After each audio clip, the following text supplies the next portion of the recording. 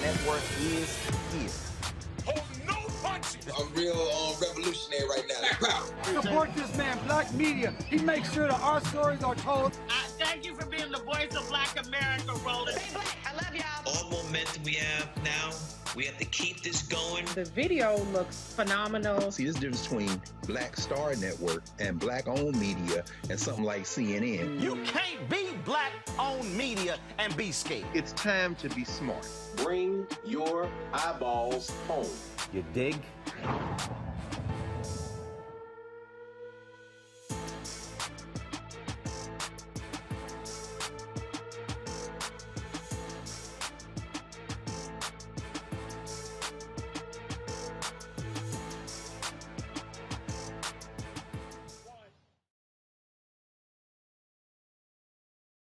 2022, Roland Martin Unfiltered, broadcasting live from Black Lives Matter Plaza here in Washington, D.C. on the second anniversary of the death of George Floyd. Coming up, we'll show you the White House ceremony. President Joe Biden signing the executive order dealing with police reform. Vice President Kamala Harris spoke. A number of CDC members were there, including the family members of many individuals who have been killed by police. We'll hear from a number of folks with regard to that executive order. Mark Morial, CEO of the National Urban League, Congresswoman Joyce Beatty, Chair of the Congressional Black Caucus, Congresswoman Cory Booker. We'll also hear from Attorney Generals Keith Ellison of Minnesota, Kwame Raoul of Illinois, also Senator Amy Klobuchar, Senator Cory Booker. We'll also hear from the President of the National Organization of Black Law Enforcement Executives, as well as others. Also on today's show, we'll show you the clash today in the hearing on Capitol Hill between Senator Cory Booker and Republicans regarding the confirmation hearings of someone heading the ATF. There's not been a person confirmed by the United States Senate for the ATF since 2015. Republicans have been blocking that position. Cory Booker calls them out, saying, how can you be for police law enforcement, but you will not fill the position of the ATF?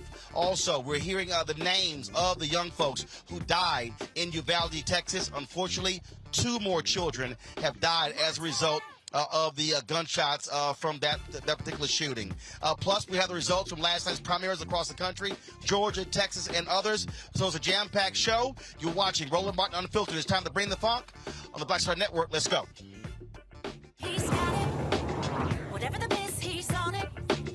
Whatever it is, he's got the scoop, the fact, the find. And when it breaks, he's right on time and it's rolling. Best believe he's knowing.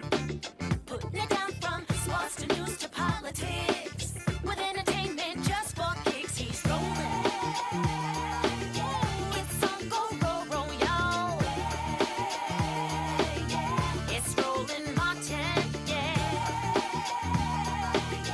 Rolling with Roland now. He's funk, he's fresh, he's real, the best, you know he's Roland Martin now.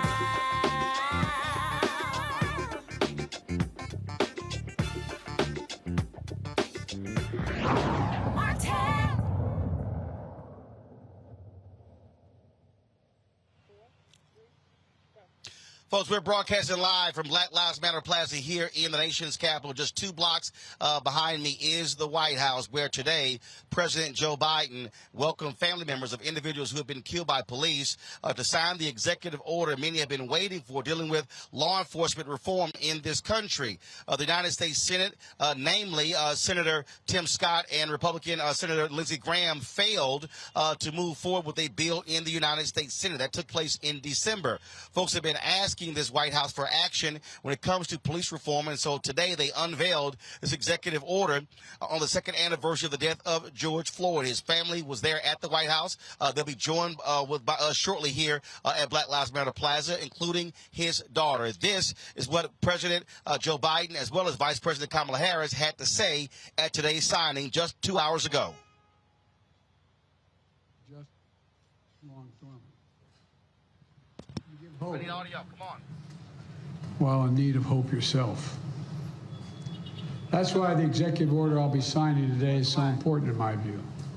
It's a measure of what we can do together to heal the very soul of this nation, to address profound fear and trauma, exhaustion, that particularly Black Americans have experienced for generations, and to channel that private pain and public outrage into a rare mark of progress for years to come. 2 summers ago, in the middle of the pandemic, we saw protests across the nation, the likes of which you hadn't seen since the 1960s. They unified people of every race and generation. Athletes and sports leagues, boycotted and postponed games. Companies and workers proclaimed Black Lives Matter. Students staged solidarity walkouts. From Europe to the Middle East to Asia to Australia, people saw their own fight for justice and equality, what we were trying to do. The message is clear. Enough. Just enough. Look, almost a year later.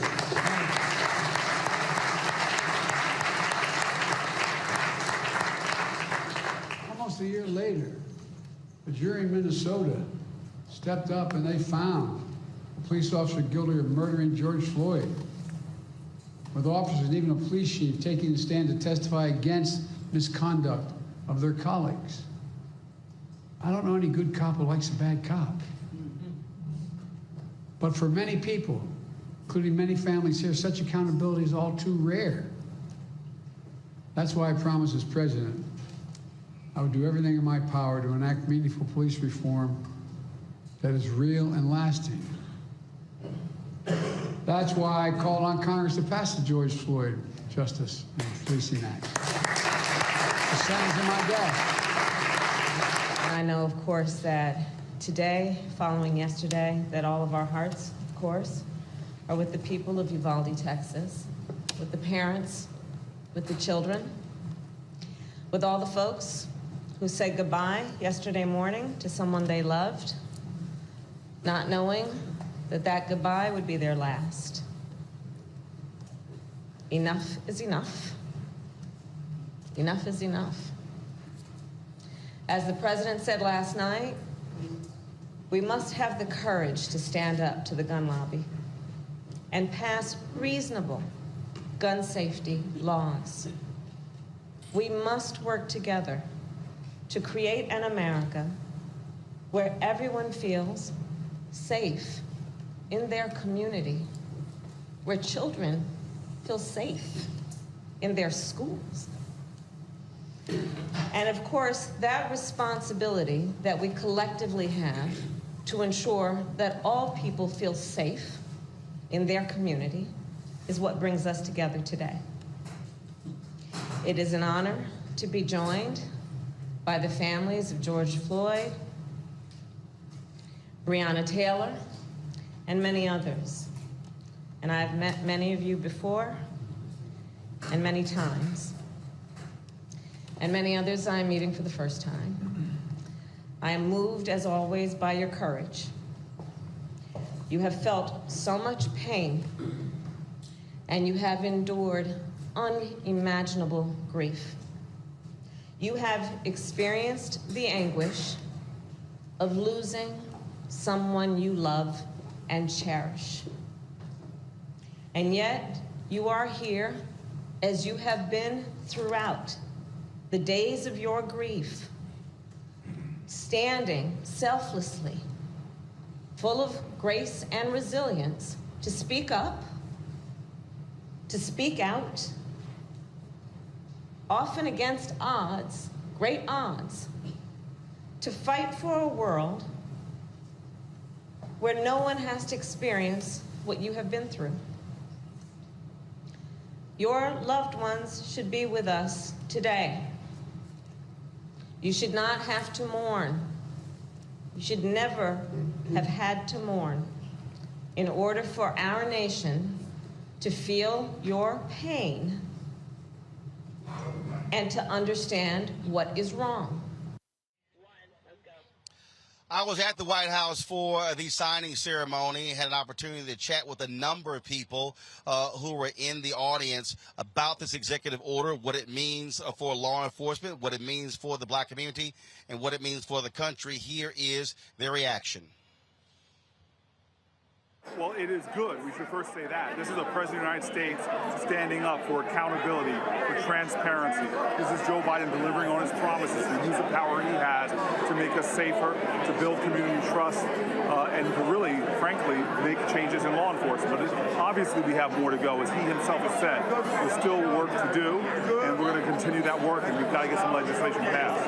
Can the bill come up this year? Is it possible that it can get passed before November? Look, I think it's possible. It's possible before November or the lame duck. There's still work being done. There's still conversations and negotiations happening. I'm not going to take my hand off the plow until we get something done. All right. I'm saying it's great important. I'm saying NOLA's been on its initiative from the beginning, but it passed Congress, but we have some problem in the Senate. We worked well with Cory Booker, and the president actually made this happen today. So we're moving forward, trying to get it passed through the Senate. Everyone talks about the sheriffs and the fraternal order police, but Noble has been very clear about the need for police accountability. We got to hold the police off accountability. We got to keep that going forward because it's important. Just not for black law enforcement, just for law enforcement as a whole. We got to build that trust back in the community, just like the president said. People got to start trusting the police.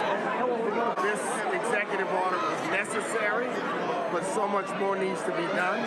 But we worked closely with the White House to craft this order so it reflected the best of the George Floyd bill that we could include in an executive action document. So this is going to change federal law enforcement, and I just want to issue a call to action to mayors and police chiefs around the country to look at this as a model for the change they need to lead. I think today is a great start. We commend the president, the Congressional Black Caucus, and members like Cory and I and Karen Bass and Senator Booker. We've been fighting for justice on this, and so it's a start, but it is just that. It is progress. The president has done his job, and now Congress must do our job, especially our colleagues on the other side. Representative Bush?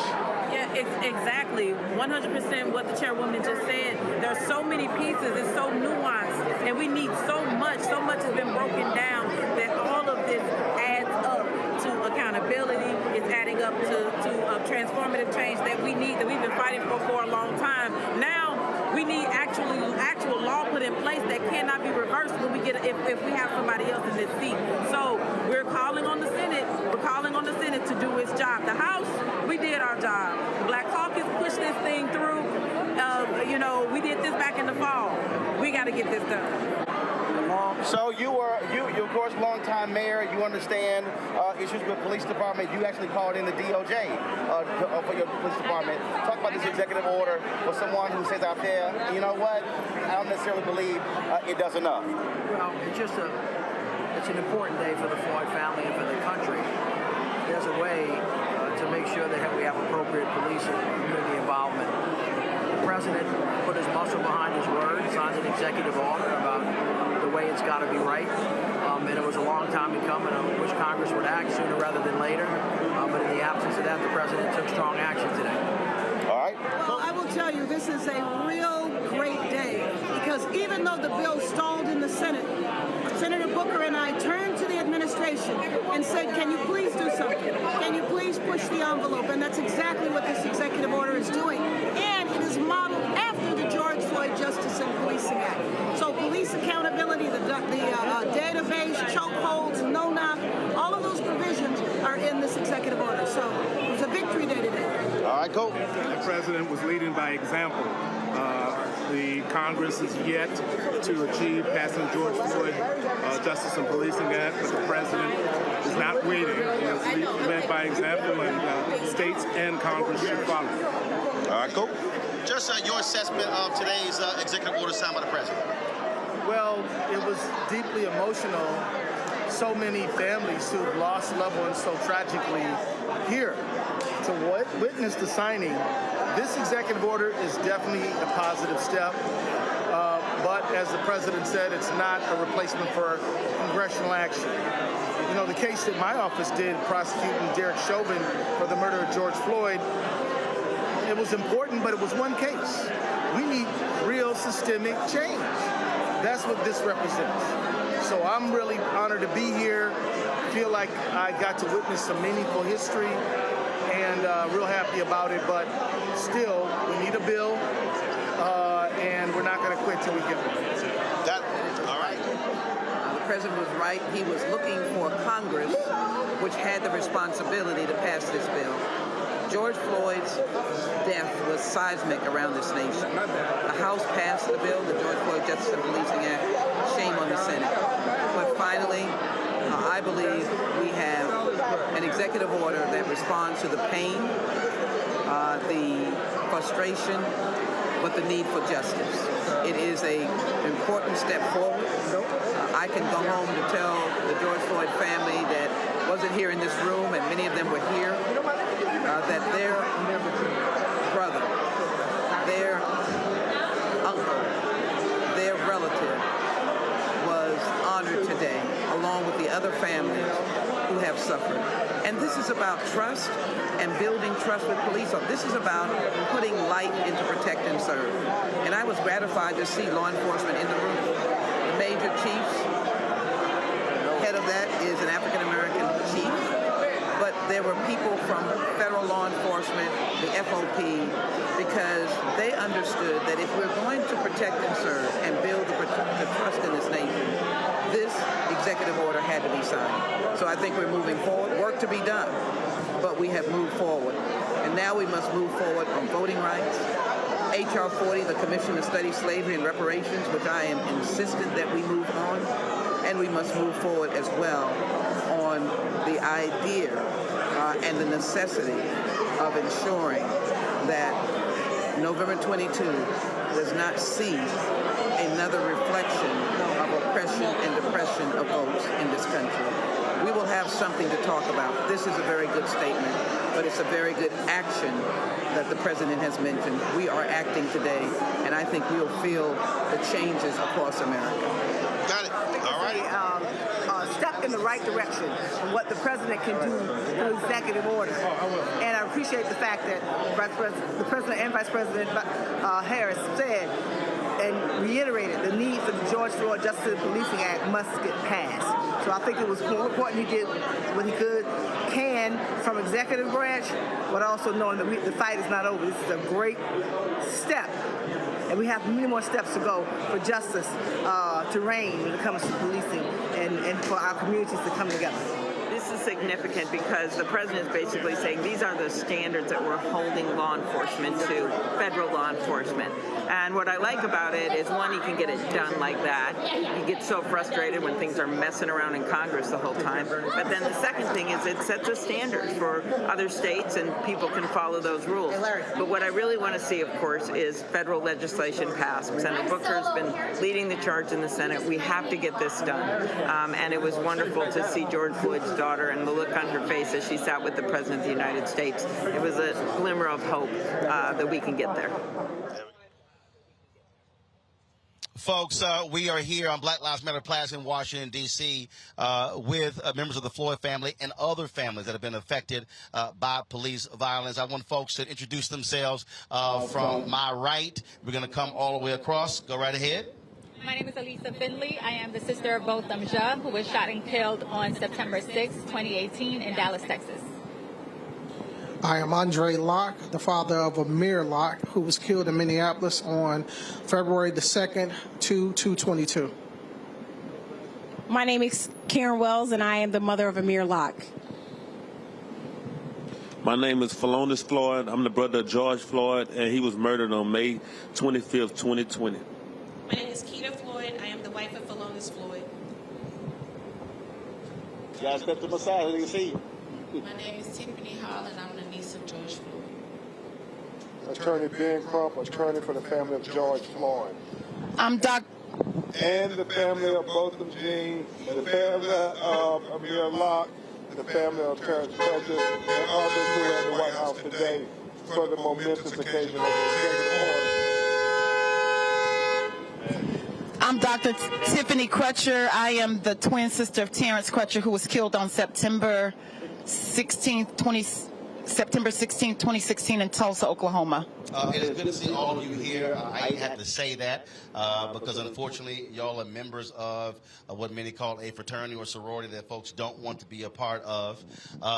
This is the second anniversary of the death of George Floyd, and unfortunately, there are way too many of these cases. I've interviewed far too many family members. There were folks who were there in the room interviewed as well. Just want to get your thoughts, first off, on the executive order, on the signing. Clearly, we all wanted the George Floyd Justice Act to be signed into law. That didn't happen. Frankly, Republicans in the Senate didn't do their job. But just your immediate assessment of the executive order and what it means for the black community, what it means for law enforcement, what it means for this country. Anyone can start. Go ahead, Ben. deferring to you. You know, I think as Attorney Monique Preston and I talked about, it's incremental progress, and you have to continue to try to make progress any way you can. The president is extremely limited by what he can do based on our Constitution. He did what he could do today, and I think it was important, especially Roland Martin, to have that law enforcement accountability database where at least for the first time we have a governmental entity keeping track of police misconduct. And now we have to continue to look to the United States Senate to finally give us the George Floyd Justice and Policing Act. And we have to remember, this is not going to be easy. We haven't had meaningful police reform since President Lyndon Baines Johnson Great Society legislation in the 60s. It was after Rodney King was brutalized in 1988. They tried to get police reform. It didn't happen. After Michael Brown in Ferguson, Missouri, hands up, don't shoot. They tried to get police reform. It didn't happen. And then after George Floyd was tragically tortured to death, we were optimistic as ever. But yet again, politics over people reared its ugly head, and that's why we have to continue to fight. And this was a first step, I believe, Scott Bolden. Anyone else? You know, I'll just jump in and say, you know, we appreciate the gesture. We appreciate it is historic to be there with so many family members who truly understand your pain and the purpose to continue to push. We've talked and these families, we've been to Capitol Hill time and time again, you know, starting in 2016, you know, I was lobbying, I was advocating for, you know, Congress to act. And I believe that if they would have acted back then, George Floyd would still be alive, Breonna Taylor would still be alive. But we know that our work is not finished. We know that we need for the House and the Senate to pass some meaningful and purposeful legislation like abolishing qualified immunity, changing the use of force standard in order for us to get some true accountability all the way down to the local level to prevent what happened to Terrence and Botham Jean and George Floyd from happening again. So we hope that this moment will be a trickle-down effect, and hopefully state lawmakers will use this as a model and adopt some of these policies so this can stop. First of all, I'd just like to thank President Biden for pulling forth an effort like this. It's a bittersweet moment, but we're stepping in the right direction. Like I said, my brother was murdered a while back, 2 years ago, but this is the day that, you know, his remembrance. So I clearly want to say this.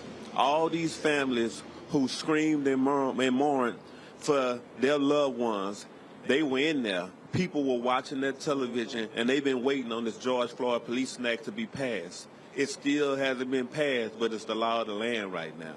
So we got to keep pushing. We got to keep fighting, because we all here, Alyssa, Buddy, Emil Locke's mom, Aaron, and Terrence Crutcher, and Roland, thank you for giving us this chance. And I got my wife and my niece here with me.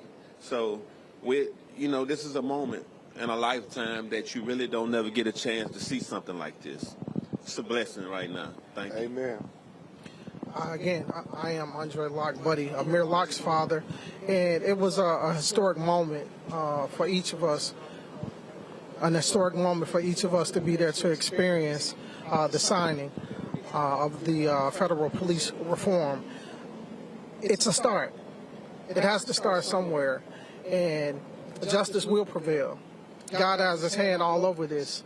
No matter what takes place, things are happening behind the scenes that whatever door God opens, no man can shut, or woman. Amen. So things are happening, and things will continue to happen with people like yourself, Roland Martin, that stand out and that gives us a voice, and that we're able to speak up and speak out about injustice. So thank you for allowing us that opportunity, and thank you for being who you are. We truly appreciate it. And for my son, Amir, you brought us all together. For George Floyd, you brought us all together. for your brother, you welcome. You guys brought us all together. For your brother, for your twin, for Terrence Fletcher, you brought us all together. We have opportunity to change things ourselves, and it starts within, and it happens in our own communities as well. So we're going to stop pointing the fingers, and we're going to get out and make things happen. All right. And one of the things that, look, the reality is, look, the officer who shot and killed Botham Jean is in prison. Derek Chauvin is in prison. But the reality is, then you have those officers who we know did wrong, who killed your brother, who's trained now, didn't go to jail, but is training other officers, the officers who killed Amir Locke. I mean, and so that's also part of the frustration, because folks want to see justice, and unfortunately, we're still dealing with a system that still gives police officers so much of the benefit of the doubt. I'd like to respond to that. You know, it's so many different case laws that people of color that we don't know about in our communities until something happens to one of our loved ones.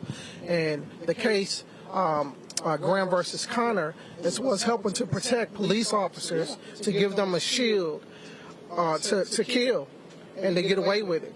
So we should find a way that we can get back to the Supreme Court, and we can find a way to change the language of Graham versus Connor, where it protects the officers as well as the civilians. So this way they won't only look at it through the eyes of the officers, but they can also look at it through the eyes of the victim. In our son's case, who was sleeping. So I would just say this to what Andre Locke said. Graham v. Connor and Gardner v. Tennessee, which Attorney Bolden and Attorney Presley know all too well, Roland. It was the Supreme Court creating law, judicial law of qualified immunity. And then it was ratified by the Congress. And it has been the law of the land. It's the reason why Jacob Blake killers were not charged, the reason why they can't bring a civil suit. This qualified immunity is probably the worst law I can think of, because what it encourages police officers to do is not be prudent, to be unreasonable, and it doesn't matter. We got a law that'll protect you. And so that's why we still have work yet to do until Congress, Phalonis and y'all, will finally pass this Justice and Policing Act to say qualified immunity is not good for anybody. They will keep getting away with murder. No, just whatever you want to say. No, I definitely echo what everyone here is saying. It is definitely a bittersweet moment. For me, I look at it as it's a step in the right direction for the president signing the executive order, but it's just a start. We still have a long way to go. Like everyone said, we still need the Justice and Policing Act passed, because that's the only way African Americans can feel a bit safe in America. Right now, we're not safe. Right now, I feel like they're hunting us, and we need the laws to be on our side. When I talked to Senator Cory Booker, talked to Senator Coons at the White House, what I said to both of them is, look, the election is in November. I said, there's nothing that precludes the Senate from taking this up again and trying to actually pass it. One of the things that I said in December when Senator Tim Scott went on Face the Nation, and I just want y'all to understand it. Senator Tim Scott went on Face the Nation with Margaret Brennan, and he blamed Democrats for, in his mind, trying to defund the police by tying changes in law to them receiving funding. And I found that to be real interesting, because when Michael Harriot was at the Root, he actually wrote a piece the previous year in 2020 where Senator Tim Scott literally had the exact same mechanism in his law. And he wrote a piece that was called In Loving Memory of Tim Scott. Now, back in this was actually September, it wasn't December. So Senator Tim Scott was very vocal with me, texting back and forth with regards to it falling apart. Yet when I sent him that story, And I asked him point blank, I said, if Dems want to defund the cops by cutting funds, please explain why you previously wanted to do the same. How can you say it's a bridge too far when what you now say is bad is what your own deputy chief of staff says was needed? Here's what Michael Harriet published today. And I asked him that question on September 30th, on October 27th, on January 19th. The very same thing. I even said, Senator Scott, it's been 2.5 months since I asked you to explain the difference between what you accused Dems of doing on the Floyd bill and what you proposed last year. Why have you and your staff gone silent on your own proposal? What's the difference? Still no response. I think what the president should do, the president should ask all of you to come back to the White House, invite those Republicans, and say, sit across the table and let's put this bill back on track. Your thoughts? If I could just jump in, and I agree with you, because we met with Senator Scott and we met with Senator Graham, and we sat across the table from them, and, you know, they misled us. You know, they told us that we're going to get something done. And when it fell apart, we got a call from Senator Booker, you know, to express his disappointment, but we didn't get a call from Senator Scott. We didn't, I called the office and, you know, they told me, oh, he's busy right now. I said, I don't care if he's busy. He made promises to us, and he did not keep those promises. And so he's doing what's politically expedient. And he said, hey, it's just dead, it's just dead. And what we expressed to him, Alyssa and I, we told him our brothers are dead. That's what's dead, and we are tired of you playing politics with our you know, with our loved ones. We are tired of you negotiating if we live or die. And so we haven't heard from him either since that meeting and since it died. And so it's really disingenuous, it's disappointing, and it's unfortunate. But again, I think you're right. We need to get back to the table and figure out how we make this work before the midterms. I agree. I was going to actually say, you know, the same thing that Tiffany just said. One of the things that I like to really touch in on is that the ones that has nightmares, you know, and for us to come to the White House and always get a Band-Aid, you know, that's unfortunate for us because we go right back and we're going through the same things over and over again. And at this moment, we're just asking for closure. And one step ahead will be passing the George Floyd Justice and Policing Act. Right.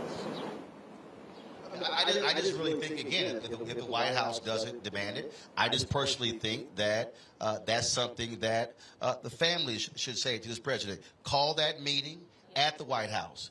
Ask them to come to the White House and then see if they actually show up. You got people, Senator Scott's running for re-election. You got other people running for re-election. And you're right, he made all those promises, and the Republicans kept saying, and I heard Senator Lindsey Graham say, we are going to get this done.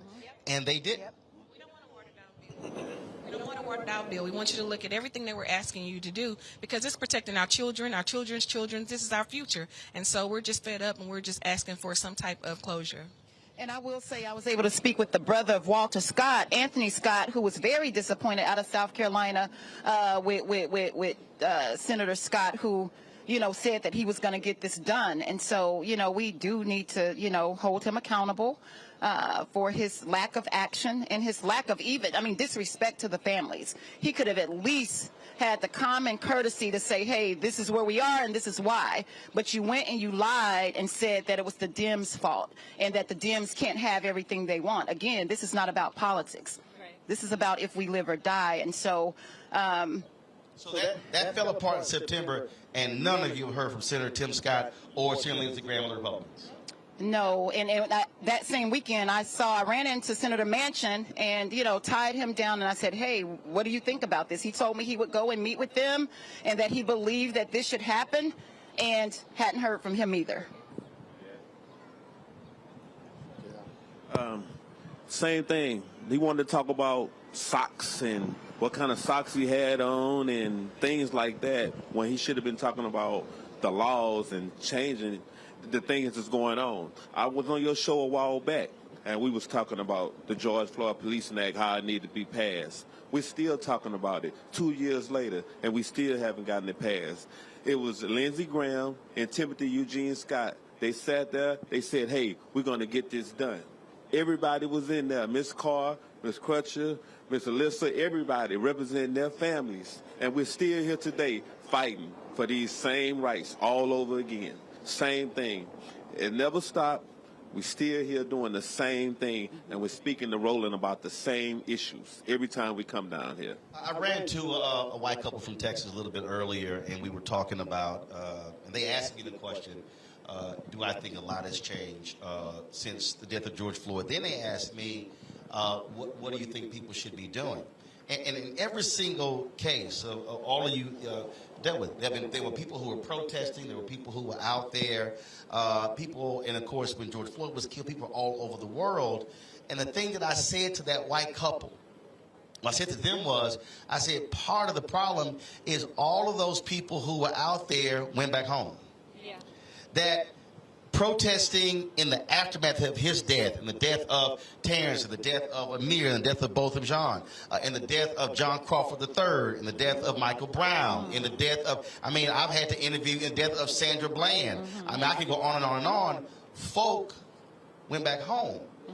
We also need all of those people, all the people who are black, people who are not black, to be putting pressure here. That's right. Imagine if all of a sudden they looked up and 10 or 20,000 descended upon Capitol Hill when they were here saying we're going to go to all 435 House offices, all 100 Senate offices. And so part of this is also getting the public to understand that they have to stay engaged, because if you study the Black Freedom Movement, some call it the Civil Rights Movement, that thing wasn't just the protest in Birmingham or in Selma. It was a constant state of pressure. That's right. That's the thing. We go home and we get comfortable. And we forget until there's another victim. And we shouldn't have to wait for another victim for us to remember that we need to act. If we did something before, if we applied all the pressure, like everyone that came out to protest for George Floyd, if everyone applied pressure to their senators, to their government, maybe Amir Locke would still be alive right now. So it's on all of us. But I personally think Tim Scott needs to be held accountable, because I've had several meetings with Tim Scott from when President Trump was in office. I met with him, we spoke over the phone, several meetings, and still nothing. So he has a lot of explaining to do. He come on this show. He needs to come to the table and speak to all these families who are still grieving for their loved ones. Go ahead. While y'all talking, I'll send them a text. Accountability. Tell them Elisa said it hi. Accountability. Why is there such a lack of accountability all around the country? With police, with the politicians. No one wants to be accountable for their own actions. All we're just saying is, be accountable, admit that you were wrong, and change it. Because if it happens to their children, the laws will change immediately. Immediately. The same way with drugs. When crack cocaine hit the inner cities, it was okay. But when it hit the suburbs, it was such a windfall. Everybody went crazy. Then it was the war on drugs all of a sudden. So it shouldn't have to happen that way. We shouldn't have to humanize our children or our brothers or our family members. Yeah, and I just want to say that the president said, I just want to quote that public trust is the foundation of public safety. And that's what we have to remember. You know, it's not us against them. You know, they need the public, you know, to be engaged in this process. But I want to say I'm inspired by seeing all of these families who came in spite of their pain, in spite of their trauma, who came together. And we're just simply a small representation of so many people who are out there whose names we'll never know, as Attorney Crump says. We'll never know. And so we're speaking out for you. If you're listening, this moment was for you today. And know that you're not alone. And we're going to keep fighting regardless.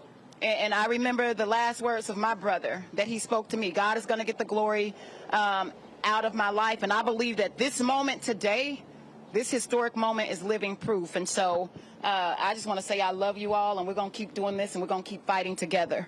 The last thing, what do y'all have to say to all of these corporations that made pronouncements in the wake of the death of your loved ones, but especially since George Floyd, to the tune of $30 to $50 billion? Folks made all kind of announcements that we're going to do this, we're going to do that, and very little has been done. What do you have to say to those CEOs and those boards of directors, including black folks who work at a lot of these companies, where they have not done anything except sending those press releases out? As a Mayor Locke's mother, I want to say to not only those companies, but to the politicians across the board, if you are not coming down into our communities and willing to dig your hands down in the soil and get your hands dirty, we're not voting for you. We're going to be done with voting for the lesser of two evils. Just because you look like me don't mean that you're for me. So at the end of the day, we're done. We're not begging. We're not asking. We are telling you, as a police officer, you chose to become a police officer. It is an occupation. You are not God. You are not above the law. You do not have the right to take anybody's life just because you feel intimate danger. Obviously, all of the families here, our loved ones felt intimate danger as soon as they saw you approach them with your weapon. I'm disappointed. I don't believe anything. You can say anything, you can write down anything, but until you show me and back it up with your actions, I'm just going to sit around, but I'm not going to be quiet. And these corporate organizations, they have a responsibility. Once you know, you owe. It's not enough to just know and be knowledgeable and aware, but once you know, you owe, and you have to act. You know, and all the money that you promised, we need that money shifting to the ground and to these family foundations and organizations who's doing the work every single day. If you care about public safety and community safety, we need an injection of money on the ground so we can find alternatives to policing, so we can find, invest in mental health resources and all of the social services that our community has been lacking because, you know, resources have been stifled by these legislatures into their pet projects. But if you care about public safety, shift the capital to the ground and do what you say you're going to do. That's what a commitment is. That's what a commitment to racial equity is, acting and not just knowing. Especially all those companies that promise economic revitalization. That's right. Of Black Wall Street and Tulsa a year ago. That's another story. Final comments, go ahead. All these companies that all here made all these pledges, I want y'all to know that they can't continue to make laws for the elite and the chosen. They have to make it for the people. And if you all want to express interest in us, please help us. Help us get out and change these laws. I'm right here with my institution, the Philonis and Keita Floyd Institution for Social Change. I'm turning my pain into purpose. Right. And I'm with all these other families here. We all going through the same thing. We wake up every day and we miss our loved one. Yes. We know we can't get them back. And we searching for accountability because justice is getting our loved one back. And we know we can't get that. It's always an empty chair at the table. So all you people who stood up and said Black Lives Matter, show it to me. That's right. That's the only way to prove it. Show it to me. And I see with your shirt that's a lion because he's a graduate of Jack Yates High School, Jack Yates Lions. I'm a graduate as well. Yeah, I peeped that. Don't trust me. I saw it. Jack Yates, baby. That's right. The yard. That's right. To the corporations, shame on you. Shame on you. The time is now for change, and you have an opportunity to make a difference.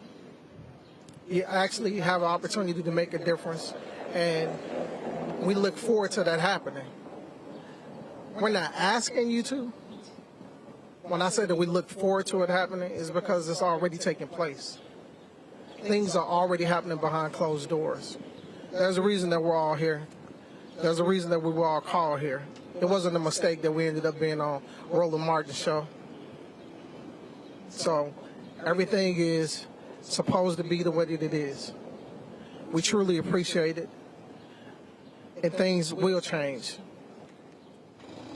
Well, do understand, I've interviewed way too many family members, and one of the reasons why I launched this show, I launched the Black Star Network, is because I did not want to have to depend upon mainstream media to cover our story.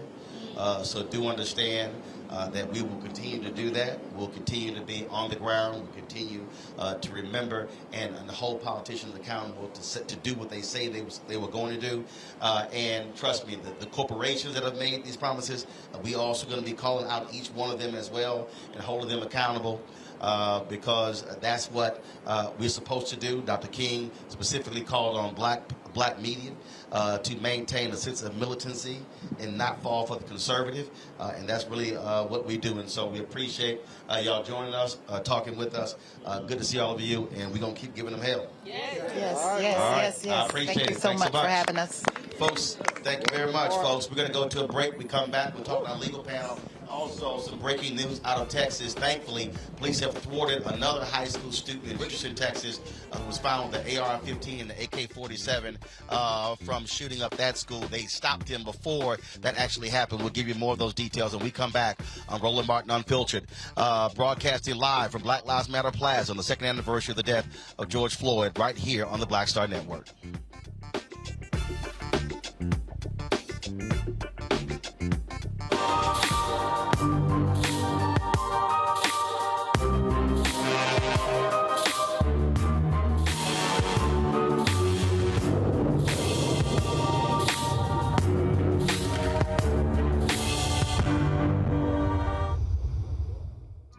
Next on A Balanced Life, we're talking everything from prayer to exercise to positive affirmations and everything that's needed to keep you strong and along your way. That's on a next A Balanced Life with me, Dr. Jackie, on Black Star Network.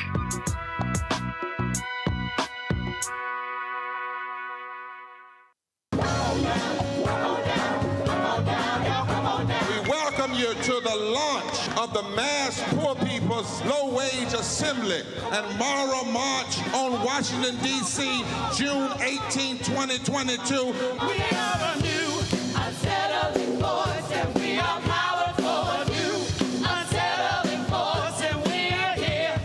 We're rising up to demonstrate the compelling power that we, poor and low-income people, have to reconstruct society from the bottom up. And we need to do it with the loudest voices possible, the biggest actions possible. Because we know that there is no scarcity in this land. The only scarcity is the moral will to do what's right. Hold on, just a little while longer. We are those with sub-minimum wage jobs who can't afford sky-high rent. People with disabilities are the fastest growing minority group. It's crazy to me that in 2021, it's still legal for workplaces to pay a sub-minimum wage to people with disabilities. There are still so much trial and tribulations that we go through as Indigenous people. We can't get a decent wage to sustain ourselves, nor can we get adequate housing. Veterans across this nation say enough is enough. We can't pat essential workers on the back on one day and then cut their health care the next day. Health is a political choice. What more do I need to do to prove that my voice is just as valuable as anyone else's? There are still forces in denial that would try to slow walk our transition to a clean economy and a just future for us all. We have an immoral system run by immoral people. But together we walk, and we walk and we fight. It's time for a change. Reconstruyamos esta gran nación. See, we are people of resilience as we fight these interlocking injustices together. When we work together, mobilize together, and rise together, we become a voice for the voiceless, and we become an agent of change in a time where great change is needed. We need the third reconstruction to ensure that deaf people, people with disabilities, and all people can have the right to live and to thrive. We know what they are doing. But the question is, what are we going to do? Reconstruction begins when we change our mentality and say it's time for you to get your foot off of my neck.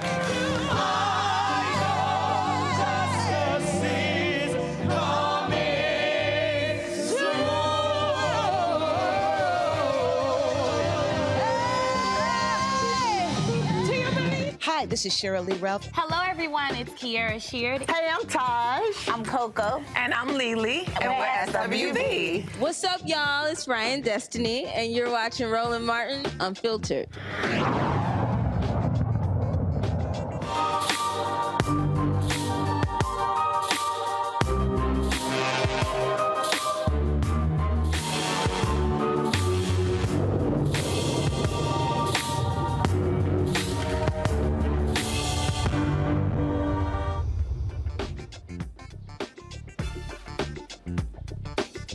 Folks, we're live here on Black Lives Matter Plaza in Washington, D.C. It is the second anniversary of the death of George Floyd. We continue our coverage here. Joining us now, our legal panel. We always have lawyers every Wednesday on the show. To my left, Damien Hewitt. He runs the Laws Committee for Civil Rights Under Law. It will hurt Scott Bolden's feelings significantly to know that you are an alpha. It will just, well, of course. Yeah, of course. That's how we roll.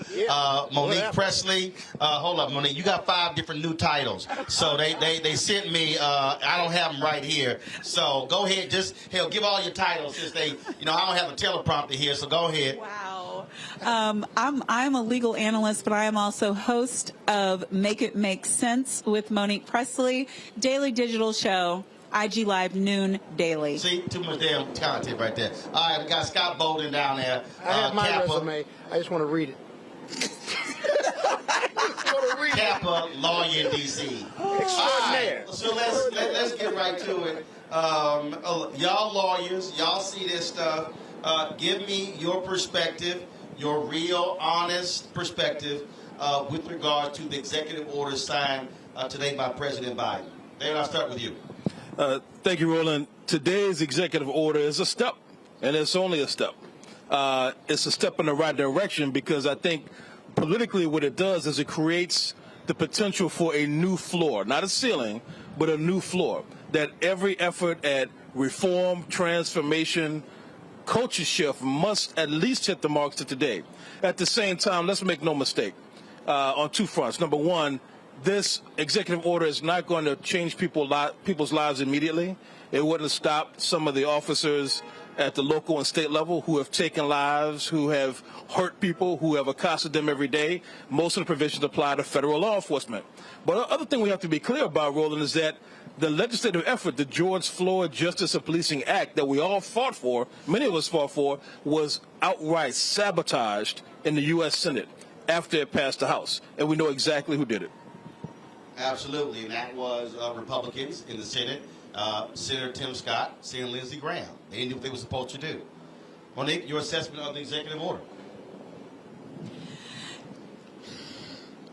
So my assessment before attending the event at the White House was different than he's telling me to do something with my mic. You lower the microphone, it's covering your mouth.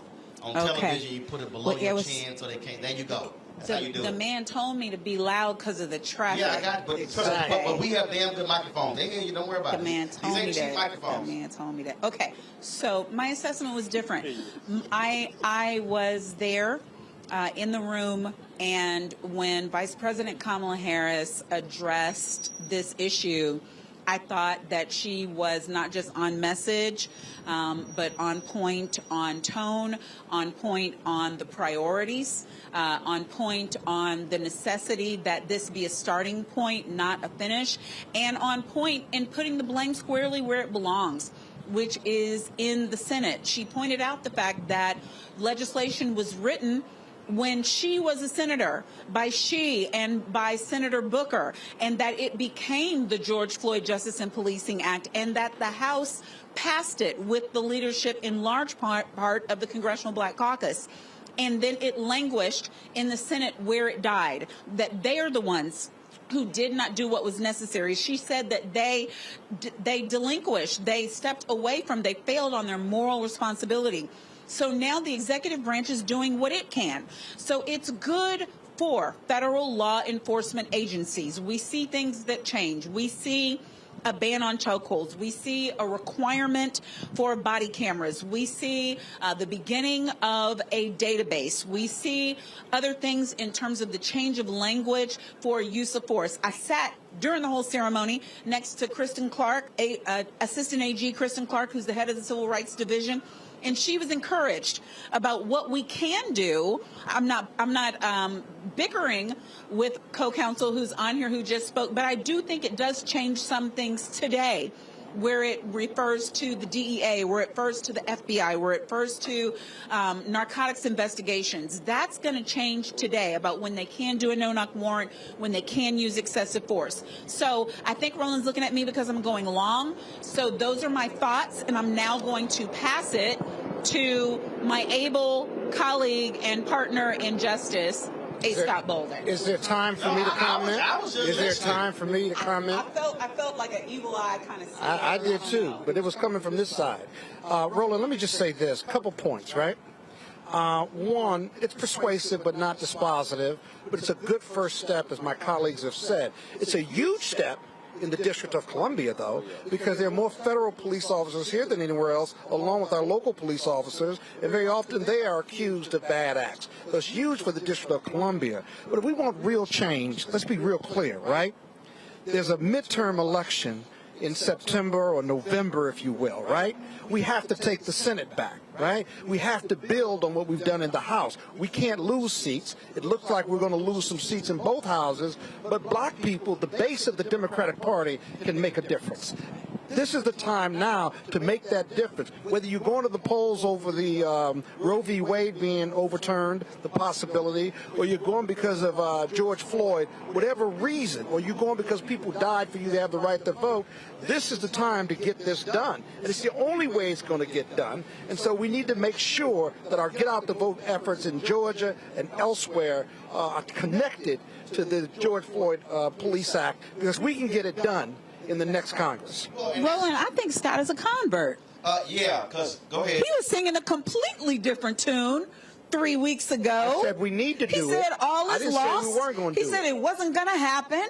We got into one of our most heated exchanges behind that. The Dems are a long way from the midterm, from winning the midterms. I'm encouraging people to vote because it's tied directly to the legislation, the Voting Rights Act, as well as George Floyd Policing Act. It's tied to that success. I've been very consistent about that, as opposed to you and Roland telling me about what Tim Scott and the South Carolina senator were going to do as you sat next to them and you looked them in the eye and you believed them. At least that was about 6 months ago, a year ago. I never believed him. That's what you're referring to. You are exactly right about that. I'm going to own it because I never believed Tim Scott because he never said anything believable. But what I did accept as true at that point was that they were actually trying to do some work, and Senator Tim Scott turned out to be a fraud and a liar, and I will never. No. I said to Attorney Crump and anybody else who would listen, if being on the team involves sitting and meeting with that man, count me out, because there is no credibility to his name. He is a discredit to our people. I expect nothing from him by way of anything that would keep our children safe, that would keep women's bodies safe, that would keep, go ahead and tell me you grew up poor. Well, apparently you don't remember it that well. You talk about it, but it doesn't touch you anymore, because he had an opportunity to do something and to push legislation. And I believe Lindsey Graham, when Lindsey Graham said, sitting next to me, if it's going to happen, it's going to happen with Tim Scott right there. Right, and that might have been that might have been misdirection. But here's the thing: it wasn't misdirection. He had that power. I realized that we all got played to an extent, because the voice in the back of my head was believe it when Mitch McConnell says he's going to allow it to happen. And what we understand now is that all along the plan was we're going to run on high crime. We don't want to see reform, let alone transformation. We want to run on them talking about defunding the police. We want to run on that stuff. So there was, in hindsight, this is not letting Tim Scott or anyone else off the hook.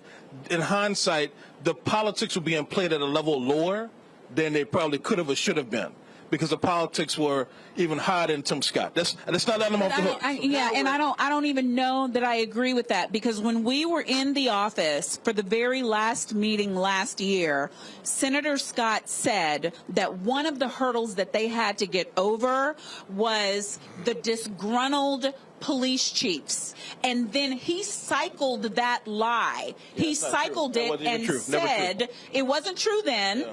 But they were trying to build up their story, right? And then when he cycled it out and said that the police chiefs were worried because their men were not and women were not going to be doing their jobs, the Police Chiefs Association had to step out and say, no, we are willing to come to the table. And the FOP too. Still at the table. And you know who was at the signing today? The police chiefs That's union right, exactly. And the FOP. Major you know who Chiefs, wasn't FOP. there? Tim Scott. There you go. But where do we go from here? It's the midterms now. We've been marching in the streets. Black voters matter. Every organization out there. Now it's time to vote. Has the marching in the street, in your opinion, Roland, helped or hurt our cause in regard to George Floyd? And if whatever the answer, do we keep it up? But we got to keep going and march to the polls. Look, the marches and the protests certainly made a huge difference. There's without a doubt. But again, I'm always talking about how you connect the dots. And that is, we know for a fact that not only you didn't get any Republican votes, you also have 2 Democratic senators who refused to break the filibuster. And that's Senator Kristen Sinema of Arizona and Senator Joe Manchin of West Virginia. They're not even going to break the filibuster on dealing with guns after now, and in fact, we have now 2 more children have died in Uvalde, Texas, which means. And I'm dealing with a bunch of black people who keep listening to people post stupid tweets such as, oh, the Asians got a bill. It's a lie. What they don't understand is this here. You can sit here and call Joe Biden all you want to. You can call him all kind of names you want to. I'm going back and forth on Eddie Griffin's Instagram page. He talking about how Trump made us upset, but Biden is a demon. Here is what I know is for a fact. If a Republican senator, if Senator Ron Johnson gets reelected in Wisconsin, if a Republican wins the Senate seat in Pennsylvania, if a Republican wins the Senate seat in North Carolina, if Marco Rubio retains his seat in Florida, if Republicans defeat the Democratic incumbent in Nevada, if Herschel Walker beats Senator Raphael Warnock in Georgia, if you see Republicans, if you see Senator Rand Paul retain his seat against Charles Booker in Kentucky, if you see Senator John Kennedy get reelected over Gary Chambers Jr. in Louisiana, I can guarantee you there's no way in hell you're going to see a criminal justice bill. It will never happen. Right. You're not going to see any civil rights legislation. But what I can say, if Democrats turn out and hold the seat in Nevada, hold the seat in Georgia, hold the seat in New Hampshire, and then win in Wisconsin, get Sherrod Beasley over the hump in North Carolina, get Fetterman over the hump in Pennsylvania, get that seat in Florida, they potentially could have 54, 55, 56. Right. Now you've negated the 2 votes of Sinema and Manchin. They won't matter. If other Democrats who've been hiding behind Sinema Manchin now come out and say, I don't want to get rid of the filibuster as well, now you know who you're targeting. And if Democrats then control the Senate, now Sinema's up for re-election in 2024. I don't think she's going to run again. But again, you got to win. And so folks who are watching and listening, if you decide to sit your ass at home, you're going to guarantee there'll be no George Floyd Justice Act. Well, look, young people, you're going to guarantee there'll be no gun control. Young people are wondering, what should I be voting for, right? We're out here at Black Lives Matter Plaza, around the corner from my office at the Lawyers Committee, where just like around the country, hundreds, thousands or more people protest, and they wonder, where's the change that we call for? But I think here's the thing, to your point, brother. I need those folks we need them. We need them. That change don't always happen in a year exactly. or 2. I'm with you. And that's the point I'm going to make now, that, look, if you think about all the elements you need for a movement, we can't litigate our way out of it.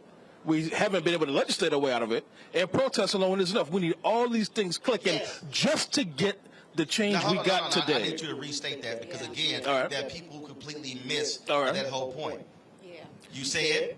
Yeah, we can't legislate our way out of it. We can't alone. We can't litigate our way out of it alone. And we can't protest our way out of it alone. We need all of these elements clicking in concert. Which is why what I have been saying to all of these millions of people and cities all across this country and across this world who were protesting the aftermath of George Floyd's death, y'all can't stay at home. Right. You got to put the pressure. You got to drop 10, 20,000. Dude, I don't think people understand what the reaction would be. And I'm not saying I don't believe in calling protests on a Saturday when they all going home. I'm saying, what do you think the reaction will be if 10 or 20,000 people showed up when they were in session and said, we go into the offices of all 100 senators, or forget, you know the Democrats who you got. So really, you can say 60. It's about 10 who going to waffle. Say, we going to hit 60 senators, 10,000 people. And then say, we don't see action, we back next month. Then a month after. That's how it happened. Folks are watching. Go read the book on Clarence Mitchell. He was called the lion in the lobby. He was called the 101st U.S. Senator because he was the head of the D.C. Bureau for the NAACP. He was the one who was knocking on all those doors. Right. It ain't going to happen just hoping. Right. It happens. Folks got to put the level of pressure. But if folks sitting there behind at home, you can guarantee you ain't going to see a bill. The Republicans in charge. You know, I worry about voter disillusionment. And notwithstanding everything you said, black people and brown people voted in record numbers to put Biden and Harris in the White House, to win the Senate and increase in the House, right? They haven't gotten, and I often talk about this, they haven't gotten the result on this very narrow margin, right? What can you tell these voters to get them to fight even harder in the face of defeat? Go ask your mama and daddy about disillusionment of 12 consecutive years of Republican control in the White House. When Reagan was the president for 8 years and Bush was there for 4 years. It was a whole, and mind you, to all the black people who are watching, understand, Reagan comes in 1980, inauguration 1981. This is after you had black mayors in D.C., in Detroit, in Atlanta, who were driving economic change in those cities. Reagan comes in, conservative Supreme Court, then they begin to cut affirmative action, begin to cut funding as well, starve those cities. And so go ask your mom and dad about disillusionment. I need young people and black people to understand real clear, the shit ain't gonna happen in a year. And I know somebody who's saying, well, Roland, we've been waiting for a very long time. Absolutely, but it don't mean you give up. You got to give folks constant hell. Have you been fighting for a very long time? That's the question. Have you been fighting for a very long time? Everybody can fight. That's right? Everybody may not be able to fight the same way, but when you were talking about the numbers, I mean, we were looking at this past Tuesday's election. We were looking at 400 votes here. You know, we were looking at 1,100 votes there. And one of the things... Cisneros lost to Cuellar by 177 votes in Texas. Summer Lee beat AIPAC dropped $5 million against her. She won by 500 votes. So when that happens, what I'm now thinking about, I was having a conversation with Attorney Crump about it, just trying to talk to some lawyers in Tennessee this past week about re-enfranchising citizens who have felony convictions, and all of these laws that are on the book, which should be unconstitutional but are not, about paying your fines. You don't have to be a millionaire or billionaire to decide that you are going to pay off somebody's fines who can't afford it so that they can vote. There are thousands of people who would love to vote, who cannot afford it. That's what the Florida Rights Restoration Coalition has been doing. And they can only do as much as they can do, right? And we always go to Robert Smith or Oprah or Tyler. You ain't got to be any of those people. You can be a thousandaire and help somebody who can't afford a $200 fine to make sure that they vote. Make a donation to those organizations. I want to bring in Misky Noor, co-executive director of the Black Visions Minneapolis. She joins us now from Minneapolis. Misky, glad to have you on the show. Talk about what has happened there. George Floyd gets killed. I just had the parents of Amir Locke on here. Nakima Levy Pounds Armstrong, she challenged the mayor and the police chief at the news conference saying, why did you not outlaw and get rid of these no-knock warrants? Had you done that, then Amir Locke would have been alive. Just talk about where we were just talking about how folk have to stay in the game. They have to understand you can't get disillusioned and depressed, that you got to keep going. That's what y'all have been doing in Minneapolis. Yes, thanks for bringing me in. Thanks for having me and talking about that. I think that's absolutely right? I think folks have to understand that for movements to actually be successful, for us to win the future, the vision that we see for our people to actually be safe, people have to stay paying attention beyond the flashpoints of movement. People have to stay involved locally on their block, in their neighborhood associations, with their neighbors at George Floyd Square, with the organizations that are on the ground that are attempting to make a change for them, beyond the moments when the general public or the media is even paying attention. And that's what we really have seen possible here in Minneapolis. And the example I'll give you is, like, right now, even the changes that are happening inside of our system is because of the work that was started years ago, right? In 2018, we won our first campaign to get $1.1 million out of the Minneapolis Police Department and get that actually moved over to the Office of Violence Prevention and get that created. In 2020, we won more funding for the Office of Violence Prevention. And right now, the Mental Health Responder Program has been able to divert over 2,000 calls from the police to folks who could actually provide that kind of care for our communities. And so that is what is possible when people stay in it year after year after year. Miss, I'm going to let you answer this question because I'm probably going to cuss if I answer it. Somebody in our YouTube chat says, my issue is we vote and put these people in office and they focus on everyone else but us. They pass bills for everyone else but us. They give money to everyone else but us. I'm constantly having to remind people that elections are the end of one process and the beginning of another. There in Minneapolis, y'all didn't just vote. Y'all kept going to the council meetings, the school board meetings. Y'all kept going to the committee meetings. And I think that's part of the thing that for a lot of people, they think voting, okay, I voted, I'm good. Cory Bush is there. Ayanna Presley's there. AOC is there. Rashida Tlaib is there. Joyce Beatty is there. They're all there. No, you got to stay in it. You got to put that pressure on them. That's right. Thank you for that. Yeah. You know, as much as we want to think that our elected officials are the end all be all, they're really not. The power to create change is actually inside of the people. What has created change here in Minneapolis, what has created change anywhere, has been the community coming together and asserting what it is that we want for ourselves.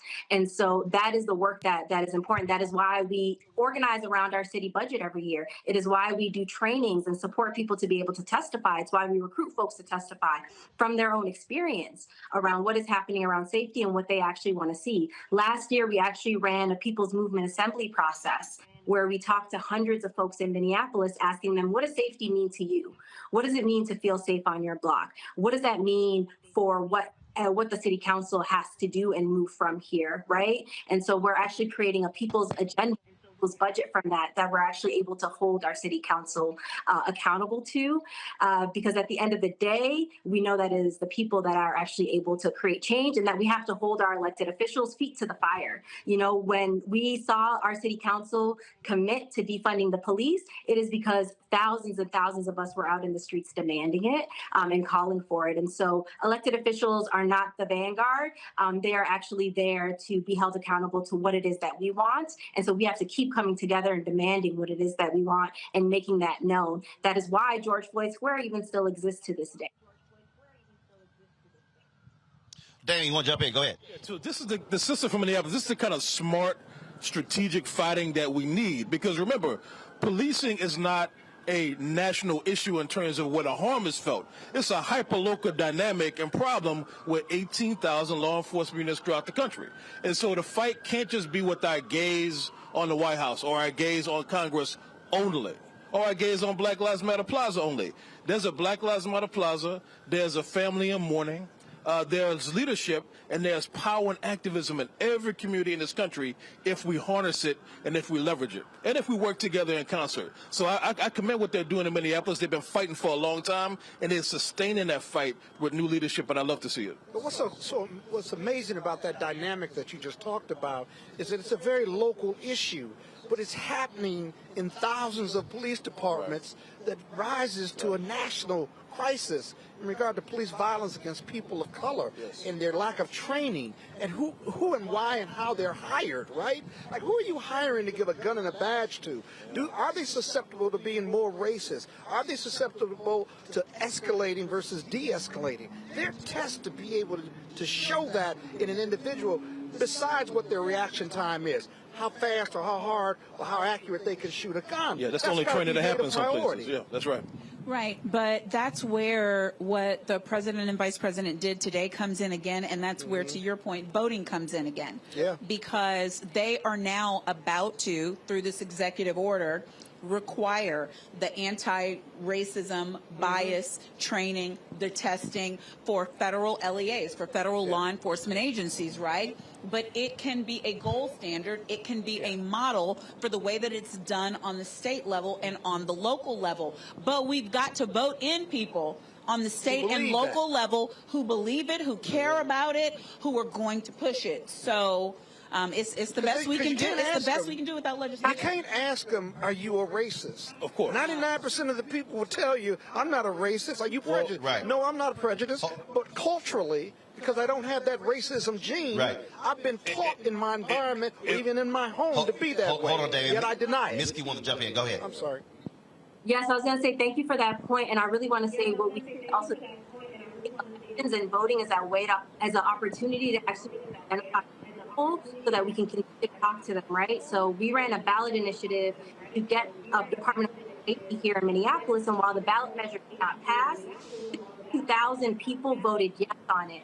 62,000 people here in Minneapolis voted for a new vision. That's where people then voted for our mayor. And so now it is our responsibility to go talk to those 62 and about what safety looks like to them and continue to engage them so that they stay involved in movement. Because what we do know is that executive orders, federal investigations, failed reforms, consent decrees, and oversight means have been completely inadequate to keep Black people safe. And so we need to actually do the work to educate our people on the fact that more is possible. Safety for Black people is possible. It is not possible inside the current system of policing, and we know that safety exists beyond that. And so we have to continue to use voting, use elections to identify our people so that we can continue to push their imaginations beyond what currently exists in our world into a world and imagining a world in which Black people truly can be safe. All right, Miski Noir, we appreciate you joining us on the second anniversary of the death of George Floyd. Certainly keep up the good work there in Minneapolis. And the last 2 years we've been here in D.C., so maybe we'll do next year there from Minneapolis.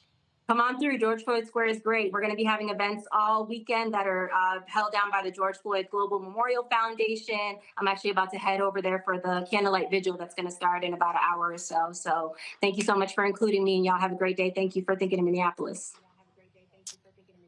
We appreciate it. Thank you so very much. Folks, we're going to go to a break.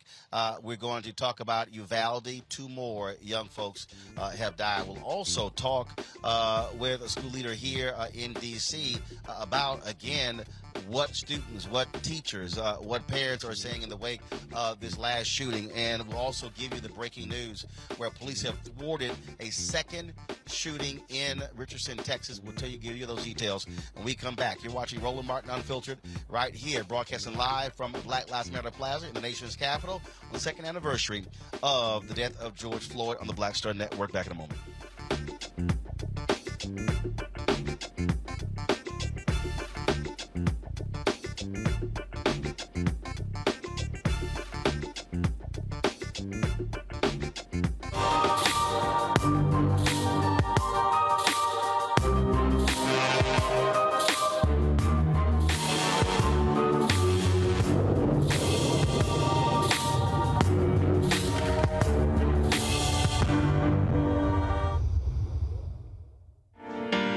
He brought his own sound. So when you have an artist that creates his own sound, like Earth, Wind, and Fire, Stevie, you know. They come in, the Beatles, they create their own sound. He kept reinventing himself. He wasn't afraid to change instrumentations or not use drums or not use bass or use the Lynn machine or use real drums or use, you know, pots and pans. It didn't matter. It's just like he wasn't afraid to, the sound was different every time he did an album, completely different, you know. And the things that he wrote about, it was things that he felt he needed to speak about. So a lot of honesty, you know. Whether he would admit to it or not, there was a lot of honesty and a lot of things that were real to him. When he gave, you know. I think for me, he is my favorite, my #1 favorite guitar player in the world. He was. He played with, I mean, and especially I loved times me playing drums with him, he and I playing together. When I played drums, it was a whole nother thing. And I just think that he reached people in a way as an artist that he reached you because he was, again, honest in a way that he said it a million times, but he wasn't trying to write the next Purple Rain. That was already what it was. Right. I can write that. That was that one time, right. But it's never going to happen again. So why would I write that again? Then it's not special anymore.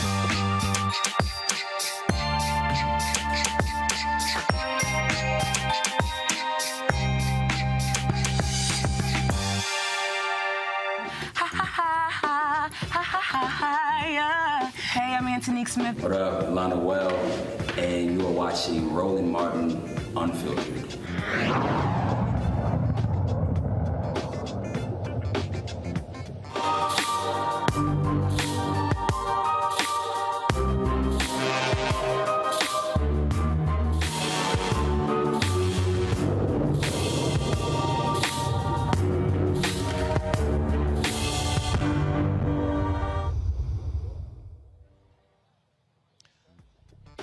Folks, the fallout continues in Texas after the tragic shooting at an elementary school in Uvalde, Texas, located about 80 miles from San Antonio. 19 children were killed, 2 teachers at that elementary school. Today, there was a news conference where Texas Governor Greg Abbott said that the killer warned people on social media minutes before the attack that he was going to shoot up the school. We also know that the 18-year-old killer, Salvador Ramos, who used an AR-15 at Robb Elementary School in Uvalde, he previously shot his grandmother, took his grandmother's car, drove to the school, got into an accident. Law enforcement engaged with him because he was wearing body armor. They were not able to take him down, and then he was able to go into the school and actually shoot up a particular classroom. Now, many of these elected officials, mostly Republican, held a news conference today there in Uvalde, but former Congressman Beto O'Rourke, who was running for governor of Texas, challenged those leaders when it came to their inaction on gun control. Watch what happened.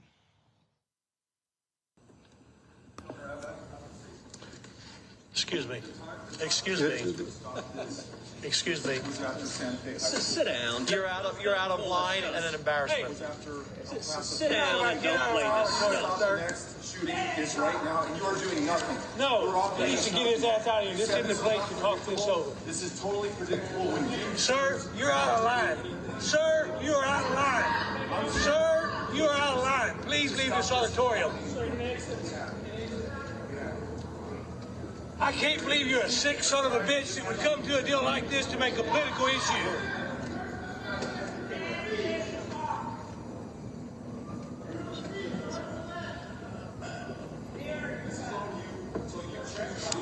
It's on assholes like you. Why don't you get out of here?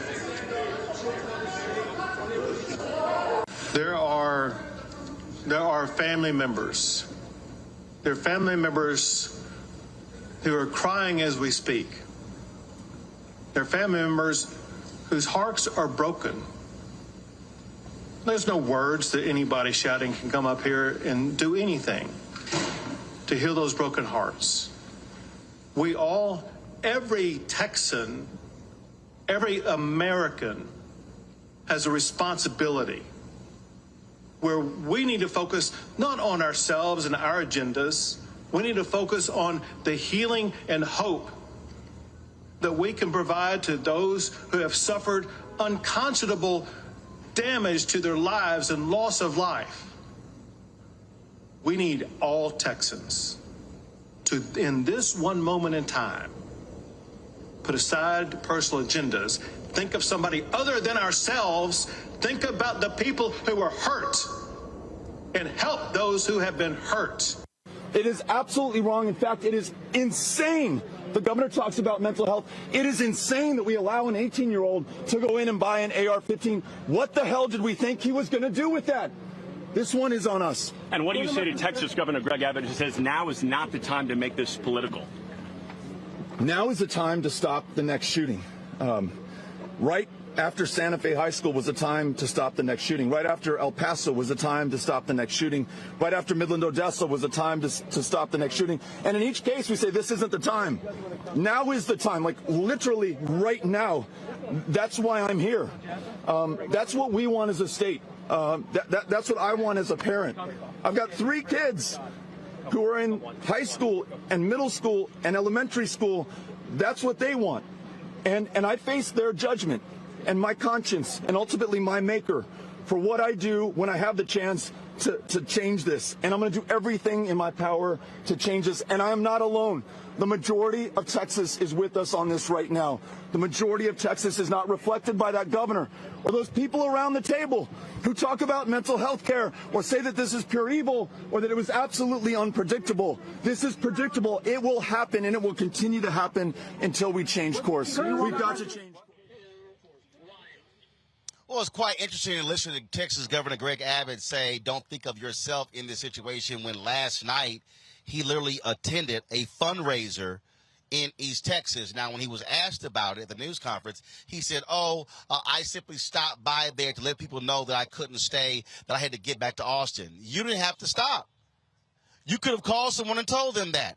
Then he was asked, is he going to be speaking at the NRA convention, which is in Houston beginning on Friday? He says, my focus is right now, I'm taking this one day at a time. He could have easily said, no, I'm not going to speak at the NRA convention, but he chose not to do so. That's because he is thinking about himself. And so I have no respect for Texas Governor Greg Abbott or his sidekick, Lieutenant Governor Dan Patrick, because they have given lip service.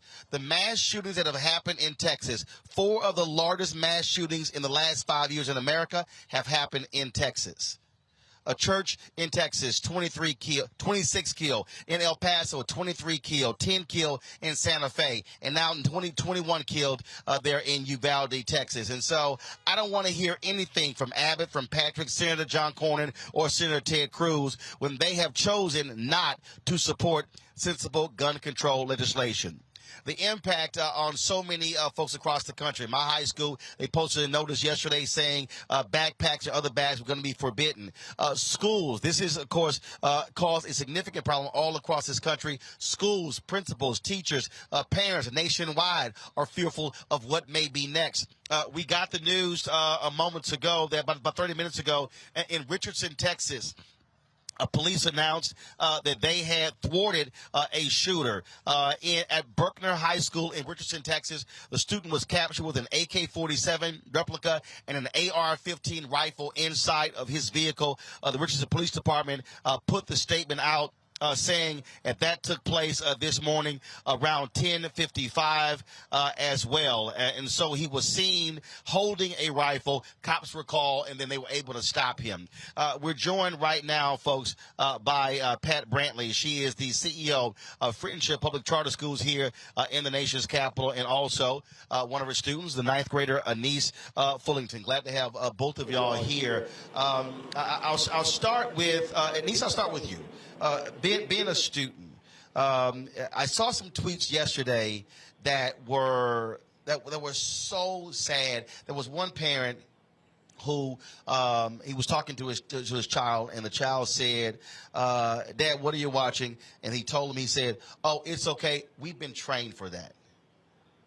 That child was in elementary school and is talking about training for mass shootings as if they're somehow in the military or the armed forces.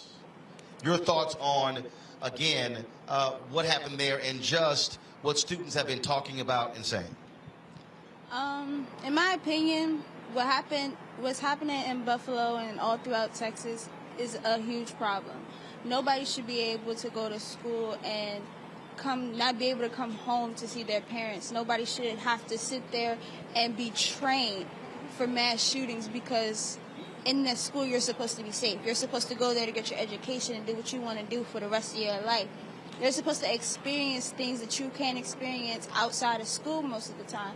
So I feel as though that people sitting over here making it seem like it was nothing bad, and then for the shooting that happened in Buffalo, for him to only get one count, that's a huge problem, because too many people got hurt in that. Too many people went there to go get groceries for their house to eat and make sure that they were okay, to not know that they weren't gonna come home and be able to use that food, or to be able to at least make it to that line to pay for that food. They should not have to be scared to go to a grocery store now. And being a teenager myself and going to school, nobody wants to experience that. I wouldn't want to experience that myself. I wouldn't want to feel like my life is in danger being in school. I wouldn't want to feel like at any point in time somebody could come in my school and start shooting and they would have no problem with it. They would be perfectly fine at the end of the day. But families would be going through it. Families would be feeling all the pain, all the grief, everything that comes along with losing a loved one, especially your child. Pat, I have three siblings who are teachers, my niece, countless aunts and uncles and cousins who are educators.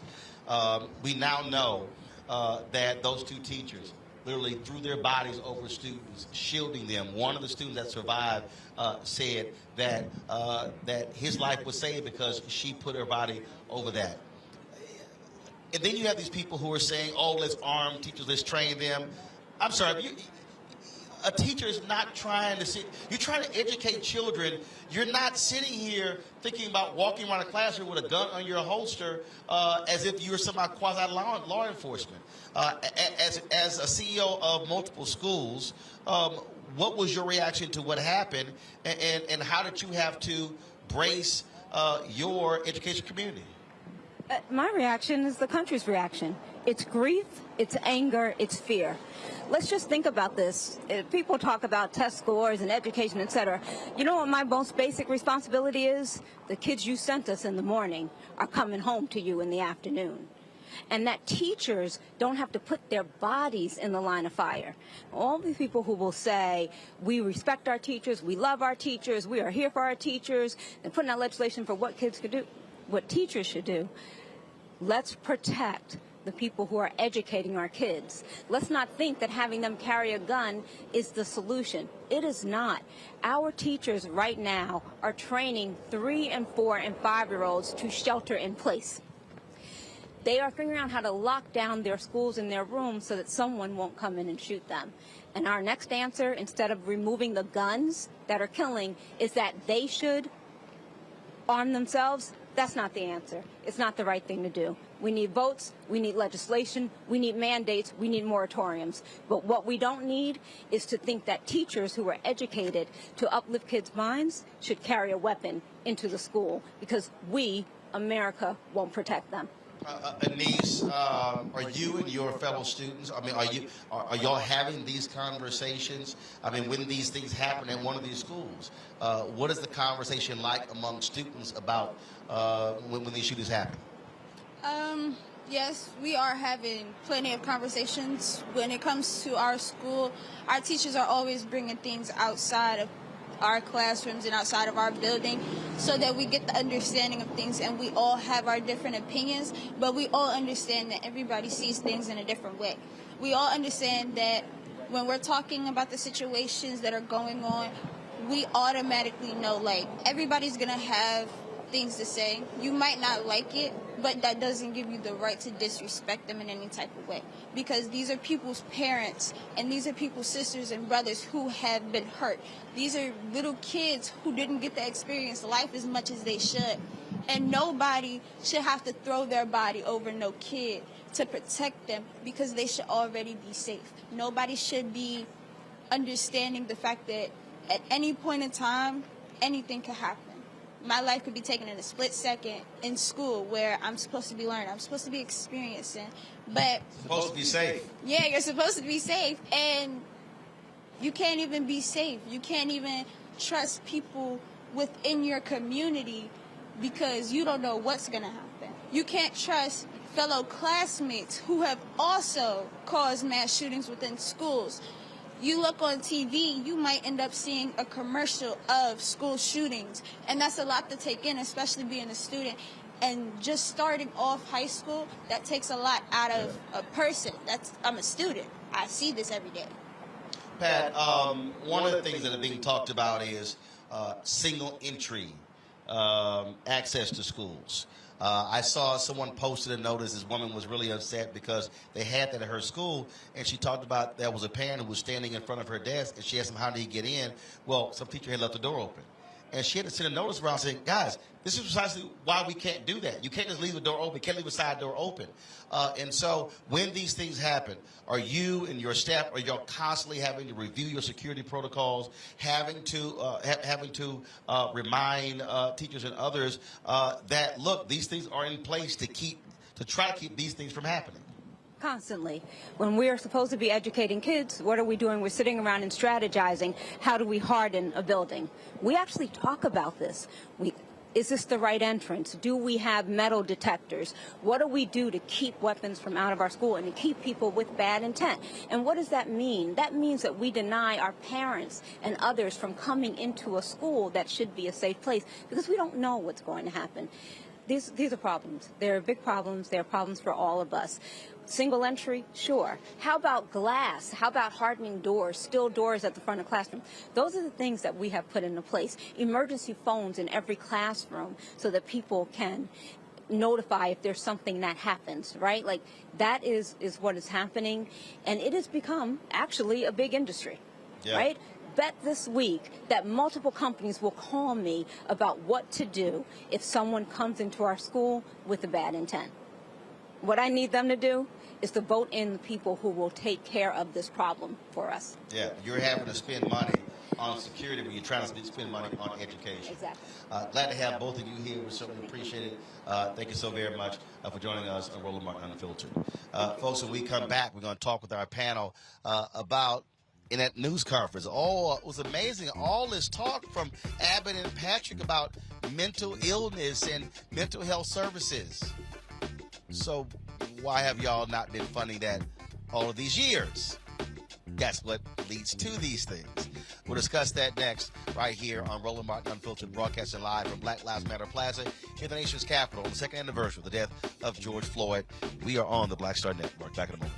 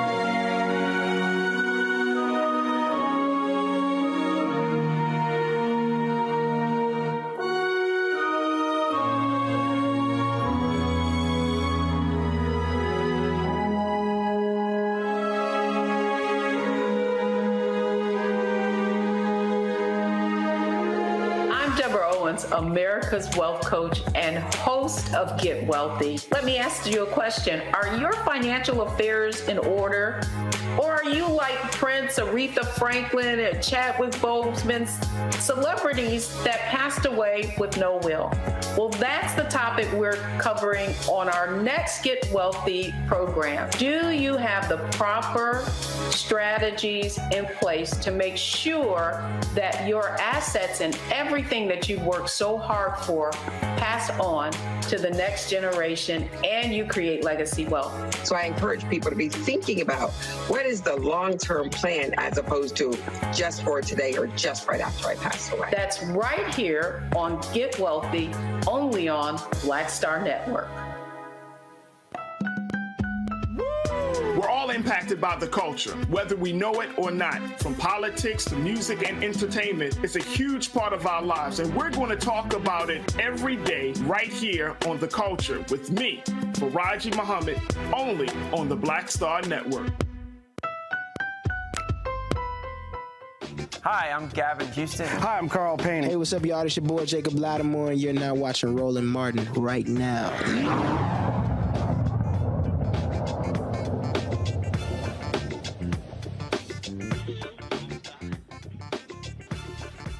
All right, folks, we're here at Black Lives Matter Plaza on the second anniversary of the passing, the death of George Floyd.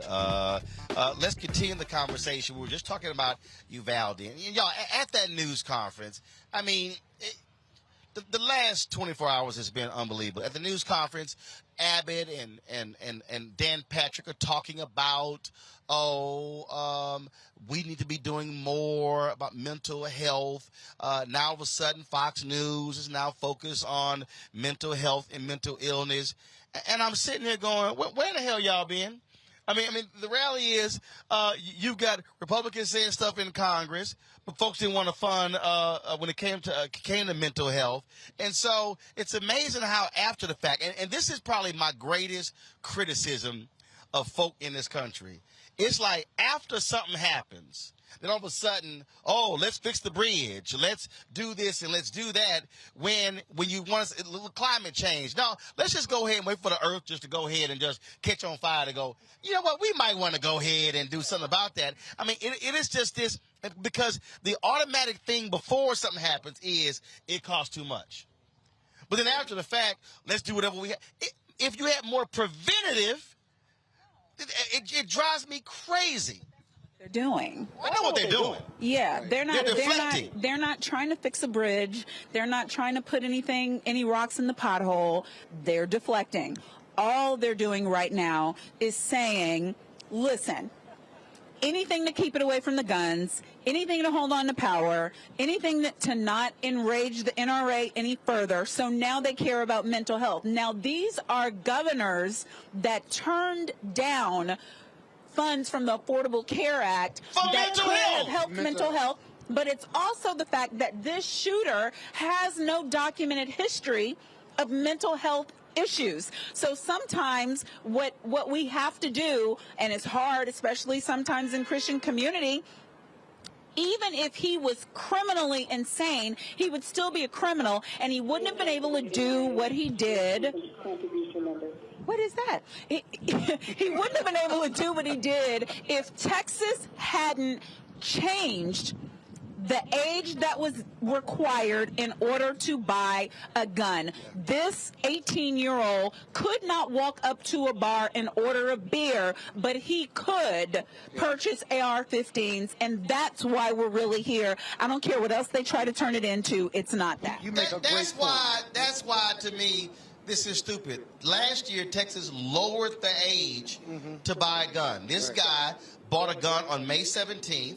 On his 18th birthday, then bought another weapon on May 20th. 2 rifles. I mean, and within 3 days. And at the news conference, Abbott goes, well, for 60 years, Texans have been able to buy long barrel weapons. And for 60 years, we haven't had any issue, only until the last few years. We're not sure why it's that mental illness thing. No, could it also be how we can't sue the gun lobby?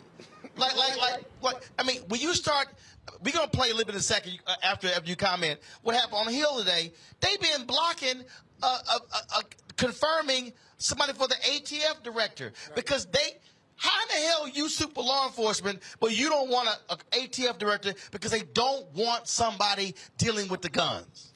Yeah, you know, it's just complete hypocrisy. And you know what? Let me tell you something, Roland. America is comfortable with the carnage.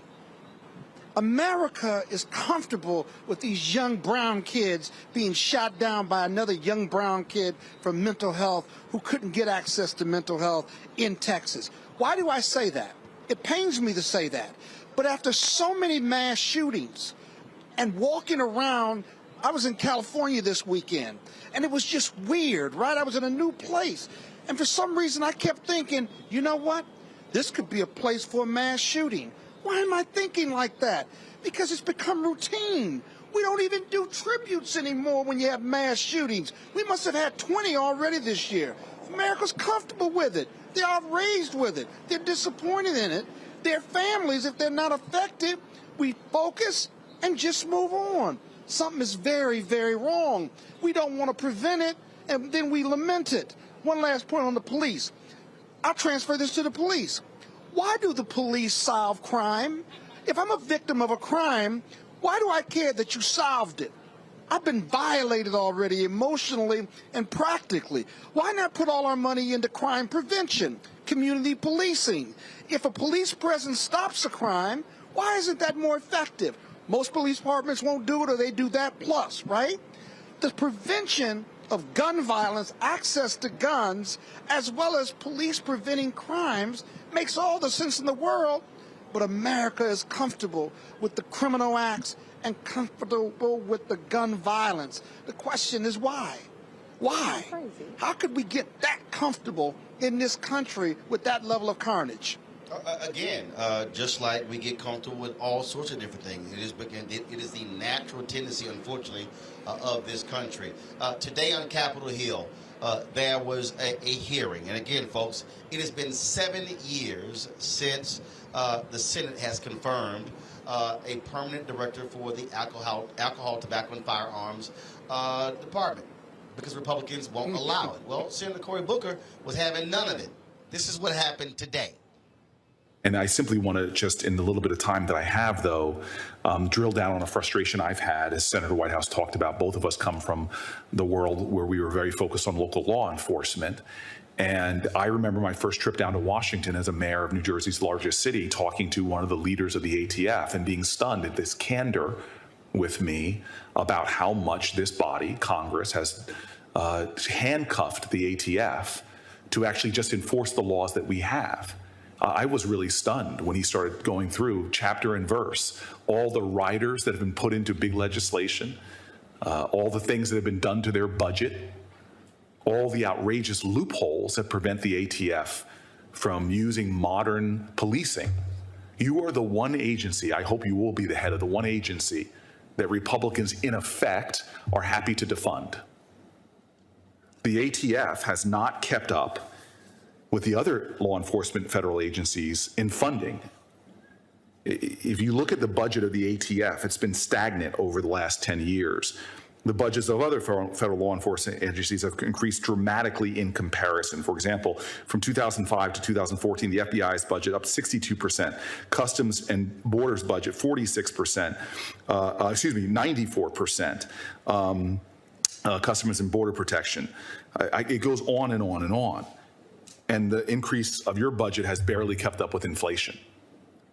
The manpower shortages at the ATF are stunning to me. You and I both know, because we've been in this world, that these straw purchases, which I've heard from some of my colleagues, source a significant amount of the illegal weapons that end up in the hands of people that shouldn't buy these weapons. But the ATF has fewer employees, and it had fewer employees in 2017 than it did in 2002 to enforce these laws. The ATF literally has fewer special agents than the Washington, D.C. Metropolitan Police has sworn officers. They have 760 ATF investigators who are responsible for 130,000 federal firearm licensees. That ATF leader that I first met when I was mayor told me we were asked to do our job with both hands tied behind our backs and our feet in leg irons. And so all of this talk about the legislation that we're proposing, common sense bipartisan legislation, you rightfully say that's what Congress is almost obscuring the fact that we have an agency that has the power to protect Americans, and we're not funding it, we're not supporting it, and we have done outrageous things to it, like not allow it to use computers. I'm going to submit this to the record, that we literally have this insanity that when there's a going out of business gun retailer, first of all, there's what's called the fire sale loophole, Mr. Chairman. I know you know this, that they have to do background checks when they sell their gun, but if they're going out of business, they can dump their inventory on people without doing background checks. And then when the ATF tries to keep records of this, they have to keep them all on paper. And it gets so bad at the ATF that every time they get new agencies going, they literally have to put them into shipping containers outside because the floor of the building would buckle. It is so ridiculous what my Republican colleagues have done over the years to undermine law enforcement from protecting communities. And so, sir, I just want you to know, God bless you for stepping up to lead an agency that hasn't had a head for the longest time, that Donald Trump couldn't even get ahead because a very corporate, industrial-driven lobby is dictating policy here more than the good conscience of folks. But I hope when you come for your first oversight hearing, because we're going to get you confirmed, I'm going to work like crazy to make sure that happens. I just hope that you will look Congress in the eye and tell them, like I was told as a young mayor, that you don't have the resources to enforce the laws of the United States of America, that you don't have the personnel to adequately enforce the laws of the United States of America, that you don't have the computer equipment, that there are writers that have been put in that undermine your ability to get the job, that there's technology out there that can make us safer that you're not allowed to use. This is a shameful charade. This is despicable that the same people that try to accuse us wrongfully of defunding the police have taken one of the most important law enforcement agencies to protect Americans, to protect our children, our churches, our mosques, our synagogues, our parks, our supermarkets, is not allowed to do their job. And we yet again are sacrificing our children on the altar of inaction. And it hurts. And you know where I live. I've lost kids I know. I see shrines on streets. And when my law enforcement wants to do the job, as you're right, in partnership with the ATF, there is barrier after barrier put up by Congress. And so, dear God, bless you and your family for leading an agency where you're going to be attacked every single day when you just try to enforce the laws that are on the books. You're going to be vilified and cursed. I see it happening right now, people trying to block your nomination. But I just simply say to you, sir, God bless you, because you're doing righteous work. And I have faith that you will protect citizens. But the shame is not on you or your agency and the proud officers, law enforcement officers who dedicate themselves to our safety. The shame is on this body for what we're not doing to support you. May God bless this country. May we confirm you. And may we somehow end this national nightmare that every day 100 Americans are dying by gun violence. To sit there and listen to that, we're dealing with a gun crisis in this country. And for Republicans to be all about law enforcement, all about, protecting law enforcement, but the one law enforcement division they don't want to they want to screw with is the ATF. They are still pissed from the Branch Davidian standoff. They're still pissed with that. They do not want the ATF to do their jobs when it comes to guns in this country.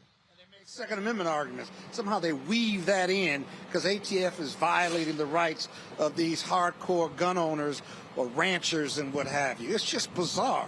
But it sounds like, according to Senator Booker, that the Republicans have their own sense of defunding the police. They have their own sense of defunding the police by legislation.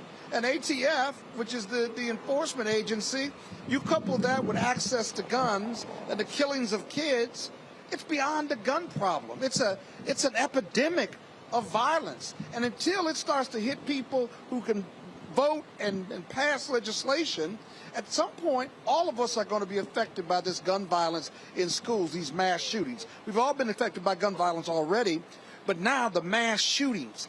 You can only do that so often. Eventually, our families, extended families, are going to be affected by it. And then you've got to really say, where does the blood?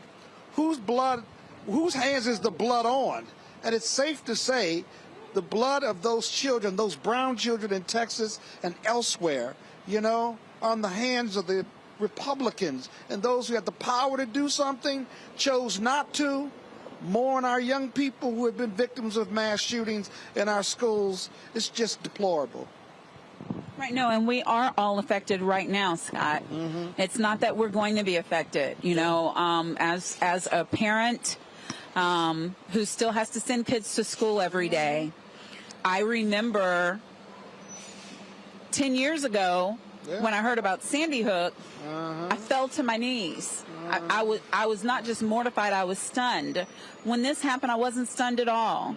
Still mortified, still pained, but nothing about it surprised me. Can you imagine, hold on just once, can you imagine, as a black mother, as any mother, sending your kids to school one morning, and at 3, 4, 5, they don't show up, and you turn on the news, and there's been a mass shooting at your school where your kids are. Can you fathom that? No, what I can't fathom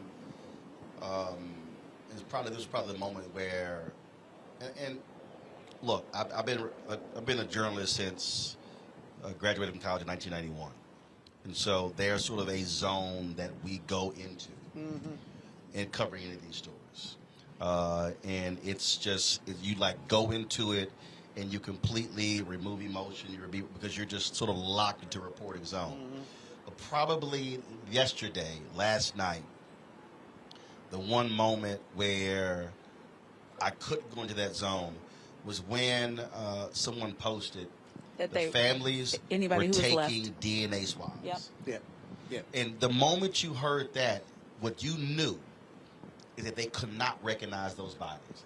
That what those weapons did to those young children, that's what you knew. Those small bodies. That rocked me there. But again, what drives me crazy and what I hope happens, I hope these largely white conservatives who because the reality is they keep voting for these Republicans. 84% of Americans want background checks, but they keep voting for them. I hope what happens is that people say on this is it. This is it. Yeah. Final comment. Enough is enough, right? That they finally say enough is enough, and that some consciousness on the part of the Ted Cruzes and the GOP, that someone has some consciousness and can impact beyond prayer, beyond I don't walking away hear from the NRA. I don't want to hear it. Right, exactly. Because of the hypocrisy of it all. You got to blame somebody, but the people you blame are the ones that can do something about it. Anything. You should do anything you can do to stop this violence. And that's what Beto Rourke was saying. That's right. They got mad at that's what he was saying. You got to do anything. You can, the money, access to the guns, that won't help. It will help. Mental health, that will help. How do you walk away from doing nothing when you could do something, even if it doesn't solve the issue? That makes no sense. And the ones, all I'm going to say is the ones who are still offering excuses and saying they're going to do nothing at all and are not moved to action after this latest mass casualty, vote them out. Yeah. Vote them out. Yeah. Well, President Scott Bowden, we appreciate it. Folks, last night, Steve Kerr, head coach of the Golden State Warriors, spoke to the media before the game, and he laid it out. This is what he had to say. I'm not going to talk about basketball. Nothing's happened with our team in the last 6 hours. We're going to start the same way tonight. Any basketball questions don't matter. Since we left shoot-around, 14 children were killed 400 miles from here, and a teacher. And in the last 10 days, we've had elderly black people killed in a supermarket in Buffalo. We've had Asian churchgoers killed. in Southern California, and now we have children murdered at school. When are we going to do something? I'm tired. I'm so tired of getting up here and offering condolences to the devastated families that are out there. I'm so tired of I'm tired of the moments of silence. Enough. There's 50 senators right now who refuse to vote on H.R. 8, which is a background check rule that the House passed a couple of years ago. It's been sitting there for 2 years. And there's a reason they won't vote on it, to hold on to power. So I ask you, Mitch McConnell, I ask all of you senators who refuse to do anything about the violence and school shootings and supermarket shootings, I ask you, are you going to put your own desire for power ahead of the lives of our children and our elderly and our churchgoers? Because that's what it looks like. It's what we do every week. So I'm fed up. I've had enough. We're going to play the game tonight, but I want every person here, every person listening to this to think about your own child or grandchild or mother or father or sister, brother. How would you feel if this happened to you today? We can't get numb to this. We can't sit here and just read about it and go, well, let's have a moment of silence. Yeah, go Dubs, Come on, Mavs, let's go. That's what we're going to do. We're going to go play a basketball game. And 50 senators in Washington are going to hold us hostage. You realize that 90% of Americans, regardless of political party, want background check, universal background check. 90% of us, we are being held hostage by 50 senators in Washington who refuse to even put it to a vote, despite what we, the American people, want. They won't vote on it because they want to hold on to their own power. It's pathetic. I've had enough.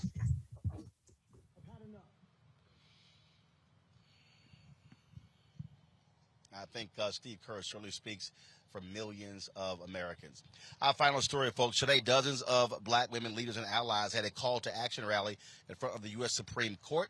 The speak out and silent protest was urged the passage of the federal voting rights legislation, calling on Congress also to protect reproductive rights for women that they say are under attack. We all have the right to have children or to not have, but also get the care we need to raise our families in safe and sustainable communities.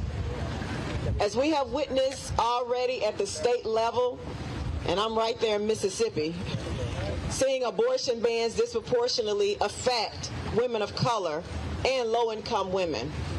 And these women face systemic and legal barriers accessing not only abortion, access to housing, accessing food, and we know that this is due to centuries of systemic racism, and that black women are impacted the most.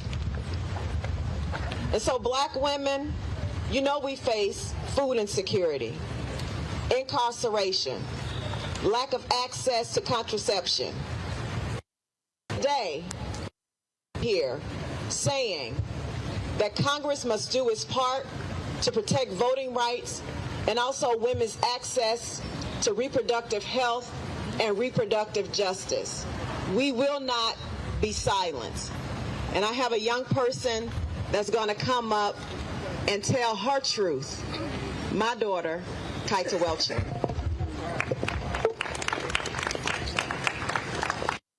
Not be silenced. My name is Kaita Welchley, and I am 17 years old. I am with the Mississippi Black Women's Roundtable, and I am co-captain of Mississippi Black Youth Vote. I first want to say my heart goes out to the moms who lost their kids the other day. This year I lost my cousin. He was 15 years old due to gun violence. Excuse me. Take your time. Take your time. Take your time. Take your time.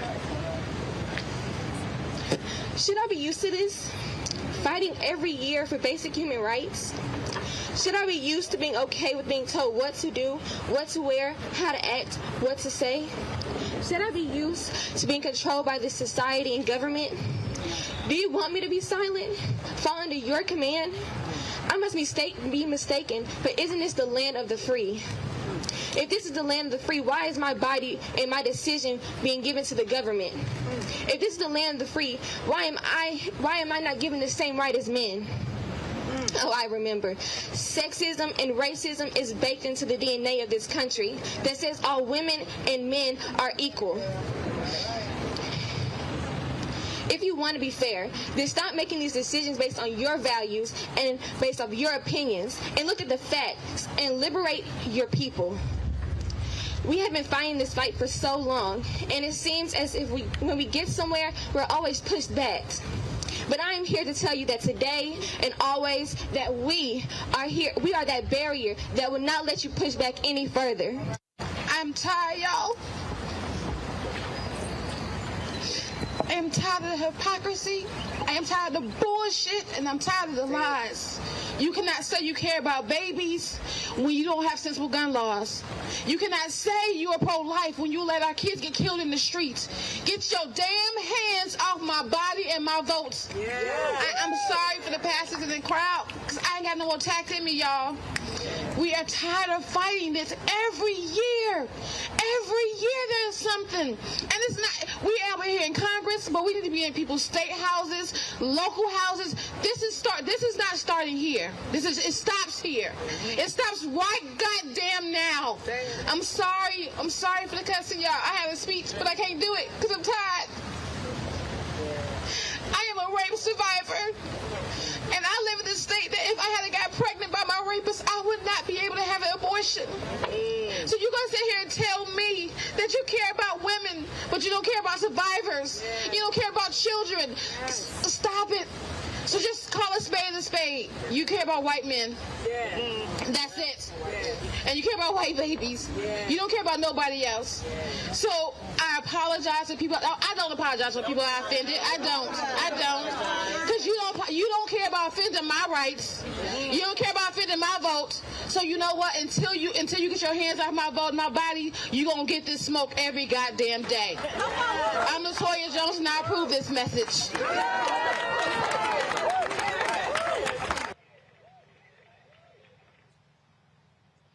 All right, folks, let's go to today. Let's go to Louisiana, where Reverend Dr. William Barber, the Poor People's Campaign, joined forces with Step Up Louisiana, organization fighting for educational and economic resources. He tweeted today, we are standing in solidarity today with Step Up Louisiana, LA, and others demanding living wages and safe working conditions from Dollar General executives during their shareholder meeting. One of the state senators in Tennessee, candidate Justin Jones, posted this on Twitter about what happened when Reverend Barber and folks with the Poor People's Campaign showed up at this meeting in a public building. This is what happened today. We can't come. We are members. We are shareholders. We are shareholders. So we just closed. But you saw us coming. We are shareholders. We are shareholders. Can you let me check then? We are shareholders. Okay, let me check. I'm a shareholder. I hear you. We're shareholders. We're shareholders. Yes. Don't put your hand on him now. Don't touch him now. We're shareholders. We're shareholders. We're shareholders. So we can go around the back. We're shareholders. Okay, let us go around the back. Shareholders. I'll go around the back and check in. We're shareholders in the name of Jesus. In the name of Jesus. Hallelujah. In the name of Jesus. Yes, Lord. Yes. In the name of Jesus. Yes, God. I'm a shareholder. Bring down the walls of injustice, God. There's a cop that'll tell me I don't have a right, I'll stop. Yes. This is a public building. Yes. We have shareholders. Have shareholders. In the name of Jesus. Hallelujah. In the name of Jesus. Open the door, God. We are shareholders. We are shareholders. We don't want to disrupt. We didn't come here for violence. We're shareholders. See what they do to workers' media? We are shareholders. Scared of the people. In City Hall. Shareholder. In a City Hall. In a public building. Anybody can come in. Yes. We're shareholders. They didn't rent this. They didn't take this from the people. We're shareholders. They got stores in my state. We're shareholders. Yes. What did she say? We're shareholders. Now, this is a public building. We're shareholders. We're shareholders. Go get the sheriff, somebody. All right, folks, don't forget June 18th here in the nation's capital. We will be broadcasting live from the Mall in Washington, along with Reverend Dr. Barber, Reverend Liz Theo Harris, and the Poor People's Campaign for their mass rally. And so we look forward to that on June 18th. That's it right there, the Moral March on Washington, the Mass Poor People's and Low-Wage Workers Assembly. And so we look forward to that. We'll, of course, broadcasting that live right here on the Black Star Network. Folks, our final story. Adam Schechter of ESPN tweeted this about 4 hours ago. This is the tweet. Colin Kaepernick, who last played football in 2016, the same year he started kneeling during the national anthem to protest racial injustice, is scheduled to work out this week for the Las Vegas Raiders. League sources tell ESPN more NFL League Now. And so this is the tweet that they actually posted. Of course, the owner of the Raiders, Mark Davis, said a couple of weeks ago that if his coaches felt that Colin Kaepernick deserved a tryout or a workout, he would fully support that. And so this news 4 hours ago that Colin Kaepernick is going to have a workout with the Las Vegas Raiders. We'll certainly see what happens with that. Good luck to Colin, and we absolutely believe he belongs in the NFL. And so we'll see exactly what the Raiders will do. Folks, that is it for us. We were supposed to cover the primary results last night in Arkansas, Georgia, and other Texas and other states. We'll do that tomorrow right here on Roland Martin Unfiltered. Lots of great things we're going to be covering tomorrow as well, so we look forward to that. And so we want to thank all of you for watching today. Folks, if you're on YouTube, hit that like button. We should be at more than 1,000 by now. Same thing with Facebook. Share this information. Folks, your support matters to us greatly. This is why we're able to do what we're able to do. We want you to download our Black Star Network app. We're almost at 40,000. I want us to hit 50,000 by May 1st. We haven't, but we want you to download the app on all platforms: Apple phone, Android phone, Apple TV, Android TV, Roku, Amazon Fire TV, Xbox One, and the Samsung Smart TV. Also, please support us with your resources, joining our Bring the Funk fan club. Every dollar you give goes to support this show. And so you can contribute P.O. Box, your checks and money orders to P.O. Box 57196, Washington, D.C. 20037-0196. And, of course, Cash App is $RM Unfiltered. PayPal is R Martin Unfiltered. Venmo is RM Unfiltered. Zelle is Roland at RolandSMartin.com. Roland at RolandMartinUnfiltered.com. Folks, I don't know what other black-owned media is doing. I was there at the White House. I didn't see anybody else there. This is why we do what we do. We're the only black-owned media out here. Matter of fact, I don't even see any other media outlets out here. Maybe there's some folks who are down there. I think there's some protests or some folks who are down at the end there, just in front of Lafayette Park, because we literally are, folks, right now, just two blocks away from the White House. So that's where we are. And so I'm going to end it. Anthony probably can zoom in as much as he can to the White House. Let me step aside. And so, again, we certainly appreciate all of y'all for supporting us, watching us. We thank you for all that you do.